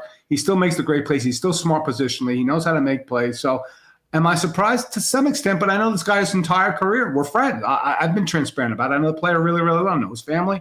It's great to see. And it's more great to see that he'll finish his career as a King, which I think will be 19 or 20 seasons with his contract. It's surprising. It's not shocking, right? Because of what this player does and what he's done, his game hasn't regressed at all. And he's playing a really good winger with respect to Adrian Kempe. They have great chemistry. And the mystifying thing is, why can't they find a third guy on that line? Tonight it's going to be Warren Fogle. One night it was Trevor Lewis. Other times it's Turcotte. They've tried Fiala. So while it's great that Kopitar's established himself, you want Byfield or you want Fiala or you want somebody else to take control and say, okay, I'm the top dog now. I'm the alpha guy. But it's a blessing and a curse, Hustler. I think that you have your 37-year-old center leading your team in scoring quarter of the way through the season. Well, exactly. I mean, it's great that he's there and he's playing the way that he is, but I think the plan was to have some other guys step up and sort of take that mantle by now. How would you describe the seasons of Fiala and Byfield so far? Well, Fiala is not going to change. He's a leopard. He's not going to change his spots. High risk, high reward. Make some bonehead plays, make some questionable decisions, make some bad decisions. But when a team that I mentioned is 17th in offense, you can't, some fans want him traded. You want to take one of the best offensive players off a team that's average offensively and replace him with what? If you had a comparable player, which I can't even think of right now that would make a trade. Plus, Kevin's got no trade protection. So I don't think that's going to happen. And then with Byfield, the thing was, put Byfield at center this season. So now you have Kopitar, Danault, and Byfield. And pound for pound against any team, that might be a favorable matchup. But when Quinton has 2 goals in 22 games and he's working on a shot and he can't get to the net, now you got to question, maybe you have to go back to what they had last season, where you put Quinton back on left wing with Kopitar and Kempe, and you try to find another center. Like, they thought they had it in Dubois, and obviously everybody knows how that didn't work. It's mystifying because they're getting a lot of chances. If you look at the advanced stats, Hustler, like they're really, I think, top 2 or 3 in expected goals for and stuff like that, but the puck's not going in the net. Hitler said, look, at some point in time, that's going to turn. Well, when is it going to turn? Is it going to turn at game 25, at game 50, at game 70? I'm not sure. So there are guys that have been, and plus they've gotten solid seasons from LaFerriere, who's got 9 goals, who really expect him to be on a pace to score 30 goals. They've gotten a solid season from Fogle, whose speed and touch around that has helped. But Fiala's been a question, and also Trevor Moore, who hasn't got on track. Trevor Moore was a 31-goal scorer last season. I think he's got 3 goals this season. It's not happening yet. So, and I think the big picture here, Hustler, is like if this team doesn't progress in the postseason, what happens with management? Like, do they go and do they try another rebuild? Because you can't keep losing in the first round of the playoffs for a team that did win 2 championships last decade. Well, and of course, I mean, when the Jets play the Kings, we talk about the trade. Of course. I mean, for folks, I mean, we talked about this a little bit on the summer, but fill us in on, how that trade came to be in the aftermath. I mean, it kind of just felt like this was a team that was cutting their losses. And has there been addition by subtraction with Dubois leaving town? Well, if you look at the Caps record, I don't think it's addition by subtraction for them. He's fit in. He's got as many goals as Byfield, I think. So, and now one's an open net, and he hasn't. He's got a bunch of assists and stuff like that. Yeah, look, it just wasn't a different role though, and it seems like he's embraced that defensive side. Which, listen, when he's engaged, he's completely capable of it. I think maybe this was just such a shock to the system. He realized that you need to be a more consistent player, because if he was that, I think he'd still be an LA King. Well, the mental approach to the game, like that was the wake-up call that said, okay, this might be your last shot to be an impact player in the league. And here's the thing, and people have said this, he got everything he wanted when he came here to Los Angeles. Everything. Long-term deal, got paid, guaranteed spot on the team. Like people, okay, you're going to be the next guy to transition from Kopitar, and you're going to be the 1 seed. Maybe that didn't work for him. Maybe that's a type of player that you don't give everything to. And now it's working in Washington. Plus, they got a pretty darn good coach there in Washington, in Spencer Carberry. He's done a fantastic job. It's and the fact that now the result of the trade is those 3 guys for Darcy Kemper, you would never make that trade, right? But they had to. They cut bait. They didn't want what they saw for the next 7 seasons here. He was never a pariah. Like I travel with the team. When they go out, they all went out together. He wasn't an outcast or anything like that. He got along with everybody. I've said this numerous times on the show. He's never hidden from questions. All the hard questions he got last year, he answered. Maybe not in the way we like, but he was there. He was in the room answering these questions. It just didn't work. And I keep going back to Game 5 at Edmonton, Hustler. He's the 4th-line center in an elimination game against Connor and Leon. Come on. He should be the 2nd-line center defending Leon, not playing against, Derek Ryan. And I think that's it. I think it was a shock to the system. And finally, maybe over the summer, he did some soul searching and say, I've got to be able to fit into a team on their terms, not on my terms. And I think that's what you're seeing in Washington right now. Darcy Kemper's been good, but he's been on the injured list now twice. It's a tough trade, especially when – and look, I say this. You can replace Iafallo and Kupari. And I know they're doing a good job up there, but they have replacement plans for them. They haven't replaced Gabe. They haven't. It may take a while to do that. And so that's the misgiving right now, is that he's done really great. Now, great. Gabe's got 8 goals and 8 assists. It's not like he's going to win the Art Ross or anything, or the Rocket Richard. But when you look at the needs that this team has right now, there's a lot of misgivings about the trade that went down. Well, I can tell you, I mean, Velarde has been full marks, and he's making impacts on goals that he's not necessarily scoring on. True. His presence that on the first power line play is has been big. elite. And I mean, there's only so many assists to go around on some of these goals.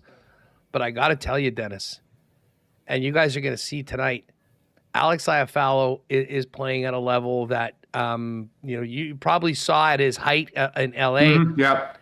And Kupari, who, to be perfectly honest, I and many people had written off last year. He basically didn't play in the second half of the season. Yep. He is born again right now. And listen, the points are never going to be there. He just simply doesn't have the hands. No, correct. But in the third period, Dennis, of that game against Minnesota on Monday night, Scott Arniel was rolling those guys out there as much as any line, and they were living in the other team's zone. They are almost becoming another version of the Adam Lowry line. Yeah. And that depth is a huge part of why the Jets are where they are right now. And I kind of joked with Reem earlier today. We saw a picture of Chevy out at the CHL USA Challenge Series with all the draft prospects. Sure.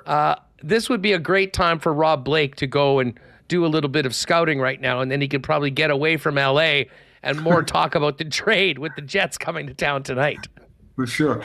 And yeah, look, and the thing is, like, Chevy might add to this team. I'm like, okay, I've heard that talk. I'm like, well, what are you going to add right now? But look, IFL has played at the level, and look, he's played with Kopitar. He's played with a number one center, and he did the job. And that's, I said, look, Laferriere, when he emerged, I said, if he can be the next Alex Iafallo, who can put up 17 to 20 goals, 30 assists, play an honest game, be first in the forecheck. That's what Laferriere is doing. So when it's at a replacement player for him, that was the replacement player. But Alex is a quality pro, a really good kid from Buffalo. I'm not surprised he's fitting in and doing well on this team. But, you know, it helps when you have Scheifele and Kyle Connor and Ehlers and all these other guys. You know, you don't have to do it every single night. So, and that's the great thing about this team for as far as Winnipeg goes. Their depth is elite right now. Like, you have guys clicking on, and I keep going back to that third line. You know, Hudson, you know this. It's not always about scoring. It's about setting tempo, right? It's about changing the momentum in games. So when you throw out that third line, when you throw out a fourth line, and they take momentum away from the other team, that's almost as valuable as scoring. And I think that's what you have with respect to the Winnipeg Jets, is that maybe the numbers may not jump at you to the bottom six, but there's times in the game when you need that energy, you need that spark, and they're certainly getting it right now. Well, and you know what, in many cases, the Jets kind of really have a big advantage in that bottom six with those two lines. No question. But, you know, I'm looking at the lineup tonight for the Kings based on just what DFO has. Trevor Lewis, who you just mentioned, who's had a slow start but is capable of a lot more, on the fourth line. Quinton Byfield, Laferriere on the third line, and then Tanner Jeannot. Interested in how he's been in his new home. Well, he got suspended for cold-cocking Brock Besser, so that wasn't great. Look, they needed more physicality up front, right? He's not the 24 goals guy that was the first in his rookie year in Nashville. He's not that guy. They needed Edmondson. I know people, you know, they're taking on it. Rob's taking the hit for signing Edmondson, but they needed a guy with size that can hit people. Same thing with Tanner Jeannot. He's playing for a contract. He hasn't been an impact player. Like, he's never going to be an impact player offensively. Maybe when you get into the second half of the season, if you find that identity line, like, I think what they should do is they have this kid Hellenius, who now I'm not sure he's recalled, but 6'6". His dad played Sammy, played in the league. And you have Andre Lee, who's 6'7". I would put Hellenius, Lee, and Jeannot together in the second half of the season and try to create an identity line like the Islanders had, you know, with Cizikas, Clutterbuck, and again, just try to swing momentum because, you know, Hustler, one of the raps against the Kings was they're a soft team. They're not afraid. Nobody's afraid to play them. Like, Edmond took advantage of them last year in the playoffs, and they tried to adjust up by getting Jeannot, by getting Edmondson, by bringing up these two kids that gives them more of a physical presence. So, yeah, the one thing about Jim Hiller, which is great, is like he's not afraid to experiment. He'll put 5 forwards out there in a game when they're losing by 1 goal in the third period, right? He's moved around everybody. Warren Fogel's played on the top line. Trevor Lewis has played on the top line. But at some point, Hustler, you have to lock in your lines. Like, you can't keep rotating this the entire season. You need continuity. You need familiarity. You need chemistry. And I get it. Some teams do it in pairs and not threesomes. But with respect to them, I think there's just too much juggling here. At some point in time, you're going to have to find a spot for Fiala and say you're playing there if it's with Moore and Deneau. So he's still trying to find a way because, again, the team's average offensively, when you look at the talent on there, they shouldn't be 17th in offense. You know, add Brent Clarkin, who's been really good for them. So they're still trying to find their way offensively. So that's why you see all this flux in the lines. But at some point, whether it's 5 or 10 games from now, that's got to really come, you know, that's really got to be reduced. It's funny you say that because we joke around it all the time. We don't even bother talking about the lines. No. It's the same opposite. thing each and every night. Now, touch wood, you want guys to stay healthy, but of course, there literally has been no impetus at all to change a damn thing right now with the way the team's going. You mentioned Darcy Kemper, who's out right now. Not a bad start for Darcy, but Big Save Dave did not look very good on Monday. Is he getting a chance to get right back at it tonight? I would assume so. They have Eric Portillo, who they traded with Buffalo because there was a logjam with respect to the prospects in Buffalo with Devin Levi and Luukkonen. So he came over as a big kid. He's going to play most of the season in the minors if Ontario gets him season, and then hopefully he would be the number one going in next season. He's a big kid, like 6'5", 6'6". But I assume that on Friday, Saturday, they have a Black Friday game in Anaheim, and then Saturday home here against Ottawa. I assume Portillo would get one of those games. He's going to keep going back to Dave. It wasn't a good performance in the third period, but again, Phoenix Copley's in the minors. Darcy's hurt, so I think he's going to only when you have back-to-backs would they use Portillo, so you'll see him rarely. It's Dave's net right now until Darcy gets healthy. Dennis, always great having you on the program. Just looking at the schedule, you will definitely have an opportunity to prove your toughness by coming to Winnipeg when the LA Kings show up here in the middle of January on a Friday night, and we'll roll a red carpet out for you. Well, even though I live in Southern California, I do have winter coats, and they're kind of cool looking. So maybe Helser, but I can't guarantee that at this point in time because we're going on the road. We're going to Montreal for CCM. We're doing a hockey house there. We're going to do the Four Nations tournament. So I'll save it for the playoffs, Hustler. I'll save it for the Cup final in June. My visit to Winnipeg. Well, I'd rather do June than January. I hope that is an opportunity for you. A long ways to go before that, but looking forward to this game tonight, and always love chopping it up with you, Dennis. Say hi to Dave and the rest of the fourth period gang. Thanks so much for doing this, and enjoy what should be a good one tonight between the Jets and Kings. We'll do, Hustle. It's great being on Winnipeg Sports Talk with you. Appreciate the time. Have a good one. There is our guy, Dennis Bernstein. Of course, you can follow Dennis on Twitter at DennisTFP and check out his work in the fourth period. And, of course, you can listen to the fellas on the weekend on Sirius XM NHL Radio. All right. Why not question of the day? Let's focus on this game tonight. Why not question for Not Autocorp at Waverly and McGillivray? Do we get 19-4 tonight, folks? We're going to get to the cool bet lines in a minute. The game is a pick-em. Certainly the Jets have been better so far this year. Not as easy winning on the road than it is at home. Let's get some predictions going on for the Why Not question of the day in the chat right now. Let us know what your prediction is, score prediction. And I'll give you mine in a moment when we get into the cool bet lines. But let's get Michael Remis back in here. And always fun talking with DB, Brandon, and of course, a great visit from Dominic Toninato, the new captain of the Moose Ream. Yeah, that's pretty awesome to have the new captain on, following in the footsteps of many legendary captains in Moose history. But I still haven't got over that Matt Larkin appearance. I don't think a guest in the history of this show has ever received as much heat from the chat in history for him saying or him not having Morrissey and Shafley on Team Canada. We had people muting the show, turning it off, throwing things. It was like when Hulk Hogan joined NWO and people were throwing garbage in the ring. That it was the equivalent from the chat. So Matt said he would happily come back on and eat crow on this show next week or whatever it is when they announce the roster and if those two players are on. So I loved him coming on. I love alternate opinions. Look, not everyone's going to come on and say the Jets are great every time. You're going to hear things, takes that maybe you disagree with. So I enjoy hearing what Matt has to say about hockey, but I really enjoyed the response from the chat. I found it very entertaining. All-time edition of Fans First fan feedback today on WST with everything going on. And listen, I think that no Morrissey's a bad take. I was more than willing to tell him that when he came on with us. But people are going to have different opinions. Shifley's no lock, and I've been saying this all along. Shifley will be a lock when it is announced and he's on the team. Up until then, there is so much competition on this Canadian club, and I think there's different ways of looking at putting this team together. Some that will help Mark, some that might prohibit him from being there. I'm optimistic that he will be on the team.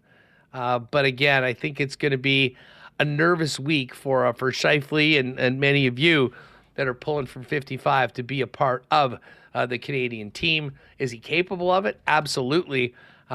Just as we know, a best-on-best team made up of the best players that Canada has to offer. Pretty damn tough team to crack.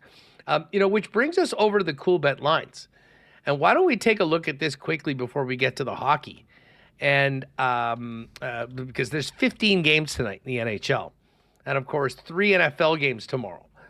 But, Remo, you can pull this up. If you click on NHL or in the tab Four Nations Face-Off, we've got a lot more than just the winner of the tournament. Canada, by the way, plus 125 to win. USA plus 175. Sweden's 5-1, and Finland is 7-1.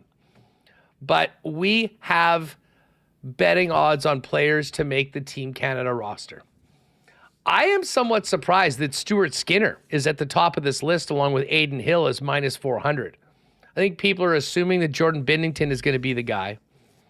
He is actually, there's another prop, starting goalie of Team Canada to play in Game 1. Binnington's minus 135. But players to make Team Canada. Skinner and Hill minus 400. Mark Stone minus 333. And then our guy Josh Morrissey. So, Morrissey as close to a lock as you have, at least amongst what is being thrown out there in the prop section under Four Nations Face-Off for Team Canada. Stamkos minus 250. Bedard minus 238. I do find this interesting that Matt Barzal is minus 133 when Mark Scheifele is minus 115. Like, in my opinion, and again, obviously I'm biased like most of you are listening to this, I'll take Scheifele all day over Matt Barzal. Barzal's a world-class speedster. He's been hurt this year, and I don't think has really played anywhere close to as consistently as Scheif has so far this season. Now, Scheif's sort of banged up as well, but he's playing through it right now with Gabriel Velarde taking all the face-offs. Peter Angelo minus 125. Konechny minus 120. He was on Matt's team.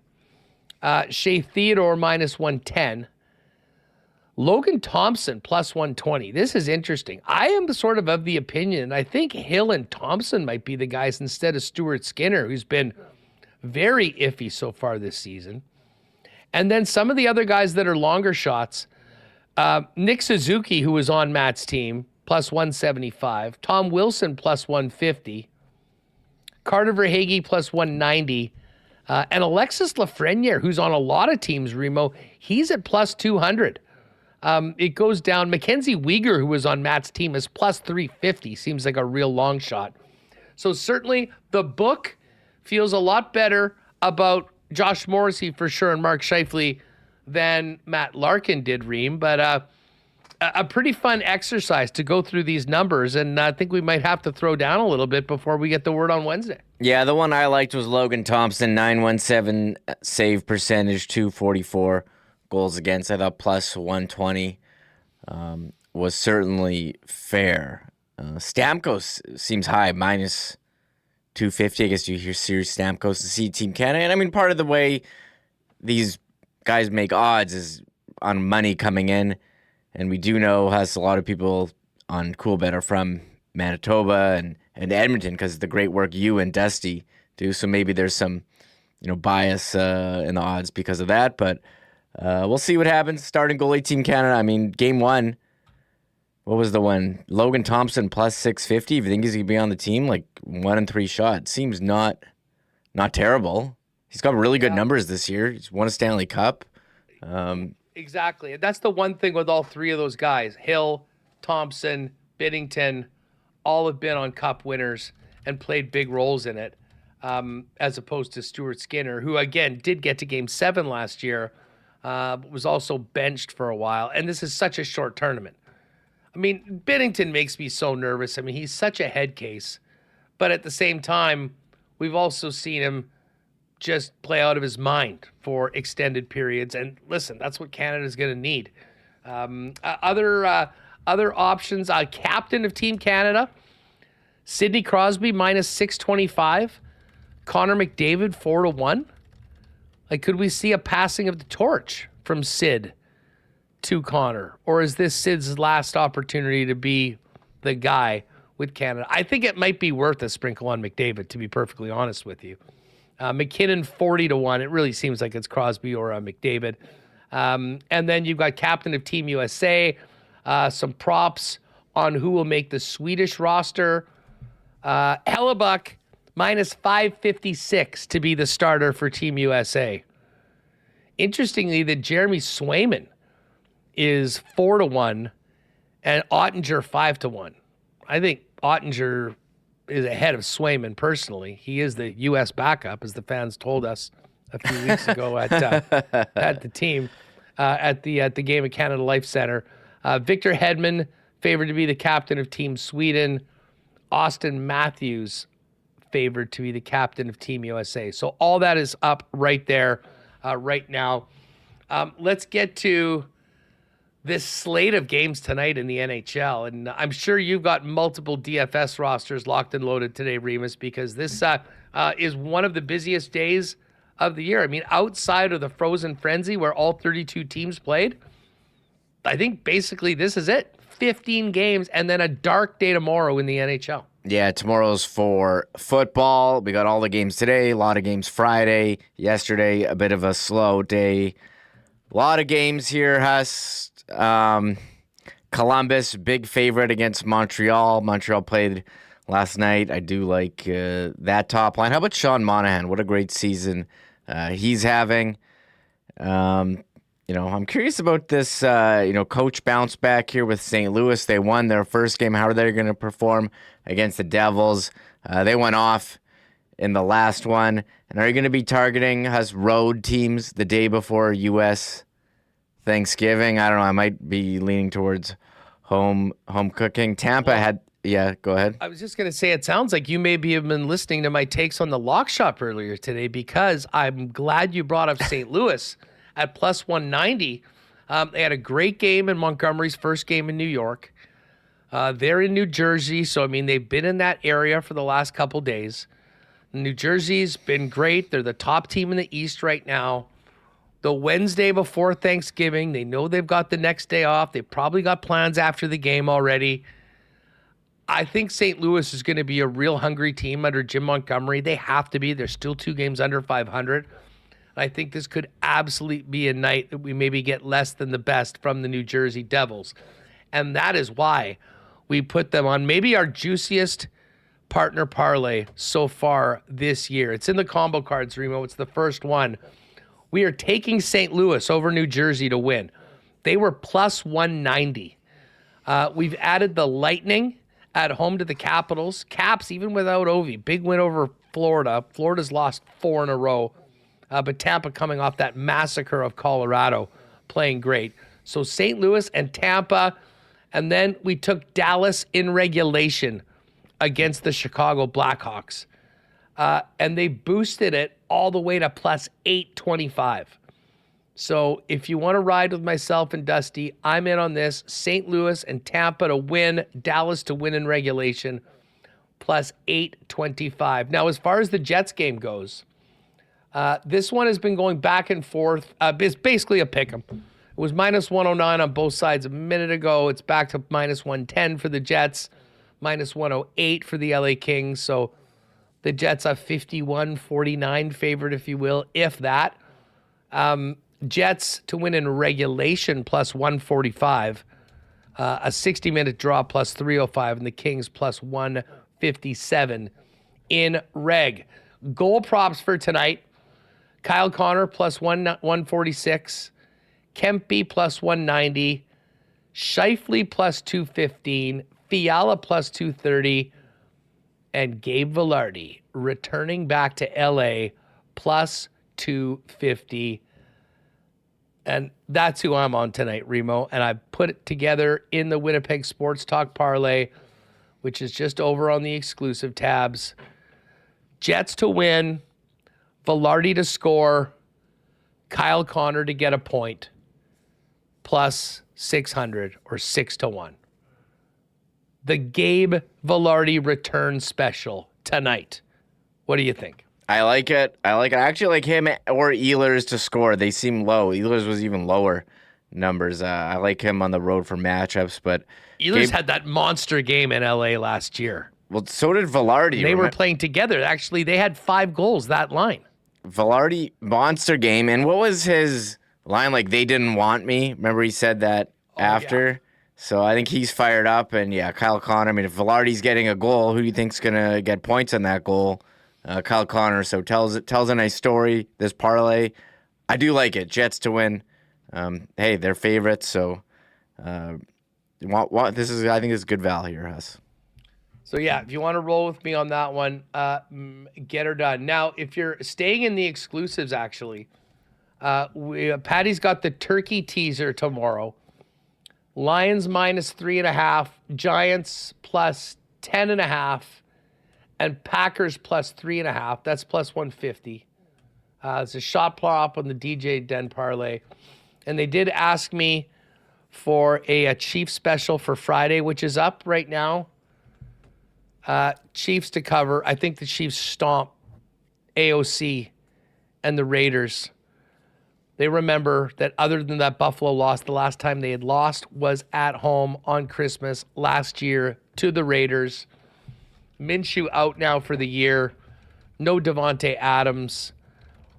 And the Chiefs are quite... it seemed like they were almost embarrassed last week by how close the game was against the Carolina Panthers. So I think this is a big statement game. We've got Chiefs to cover 12.5. Chiefs 27 or more points. Kareem Hunt anytime touchdown. Mahomes 2 pass TDs. That is plus 275. One other thing I should mention. If you're planning on making a bet on the football tomorrow, a special one-time promotion for Turkey Day, the 50% boost. 50% profit boost for tomorrow. You can check it out in the promotions, but basically when you're going to put in your bets for tomorrow, you can grab a couple games, 2 or 3 games. You'll see the little green button, and it's a pretty significant profit boost on that. I do like the Lions to smash the Bears tomorrow. I'll be taking the Lions to cover. And I'm actually going to take the Giants. Not necessarily to win, but, to make it close, to cover 3.5. Tommy Cutlets did not practice, did not travel with the team. Huge upgrade, I think, if they play Drew Lock. So, and it would be nice if we actually got a close game in that. And listen, I know we weren't dreaming of a Cooper Rush, DeVito, or Lock matchup on Thanksgiving, but that's what we have. I will take the Giants, hopefully for a big game from Malik and Neighbors. And the best game on the slate, I think, as far as competitiveness, Dolphins and Packers. And I believe right now that game has actually dropped to 3. It's back to 3.5, although minus 119 for the Dolphins. If you want to get it at 3, plus 102 for Miami. Again, 50% profit boost once and once only for your Thanksgiving Day best bets. You can get that in. More information in the promotions tab. And once again, if you missed it earlier, top line Nick Lyman, the winner last night in his debut in the Lock Shop Poker Series. Congratulations to Nick. I'm sure he'll be fired up after the game and be mentioning that as well. Great stuff today, Reem. And listen, we're in a ways just getting going because coming up in just a minute, a little extra programming for you today. One more edition of CFL 110 heading into the offseason with the latest on a very busy docket of things to talk about around the Canadian Football League post-Grey Cup. Lots to talk about. Where are these coaches going to end up? What about the quarterbacks? What changes are going to happen with the Bombers? If any, there could be front office, coaching, roster. Seems a lot of free agents around the league, so I'm interested to hear what Jeff has to say as you go down the list of teams and discuss what the biggest questions for them as we head into the offseason. Cannot wait for it. So, just about 5 minutes, not even. Jeff Hamilton and I will fire it up. Hope you can join us. If not, enjoy the game tonight, gang. And join us tomorrow. We'll have the latest on the Jet road trip coming out of LA, heading to Vegas. And, of course, we'll be keeping an eye on all of the 4-down action south of the border as well. Congrats again to Dominic Toninato, new captain of the Manitoba Moose. Appreciate him jumping on with us today. Thanks to Brandon Rewucki.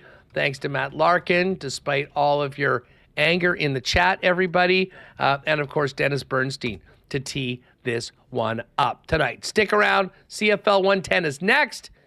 And we will see you tomorrow, 1 p.m. on another edition of Winnipeg Sports Talk on American Thanksgiving. And as the Jets take it from L.A. to Sin City. Thanks again, everyone. We'll see you soon. And CFL 110 coming up. Oh, my God. Oh! Shut it down. Let's go home. Thanks for tuning in to Winnipeg Sports Talk Daily. Make sure to subscribe on YouTube and your favorite podcast feed at winnipegsportstalk.com.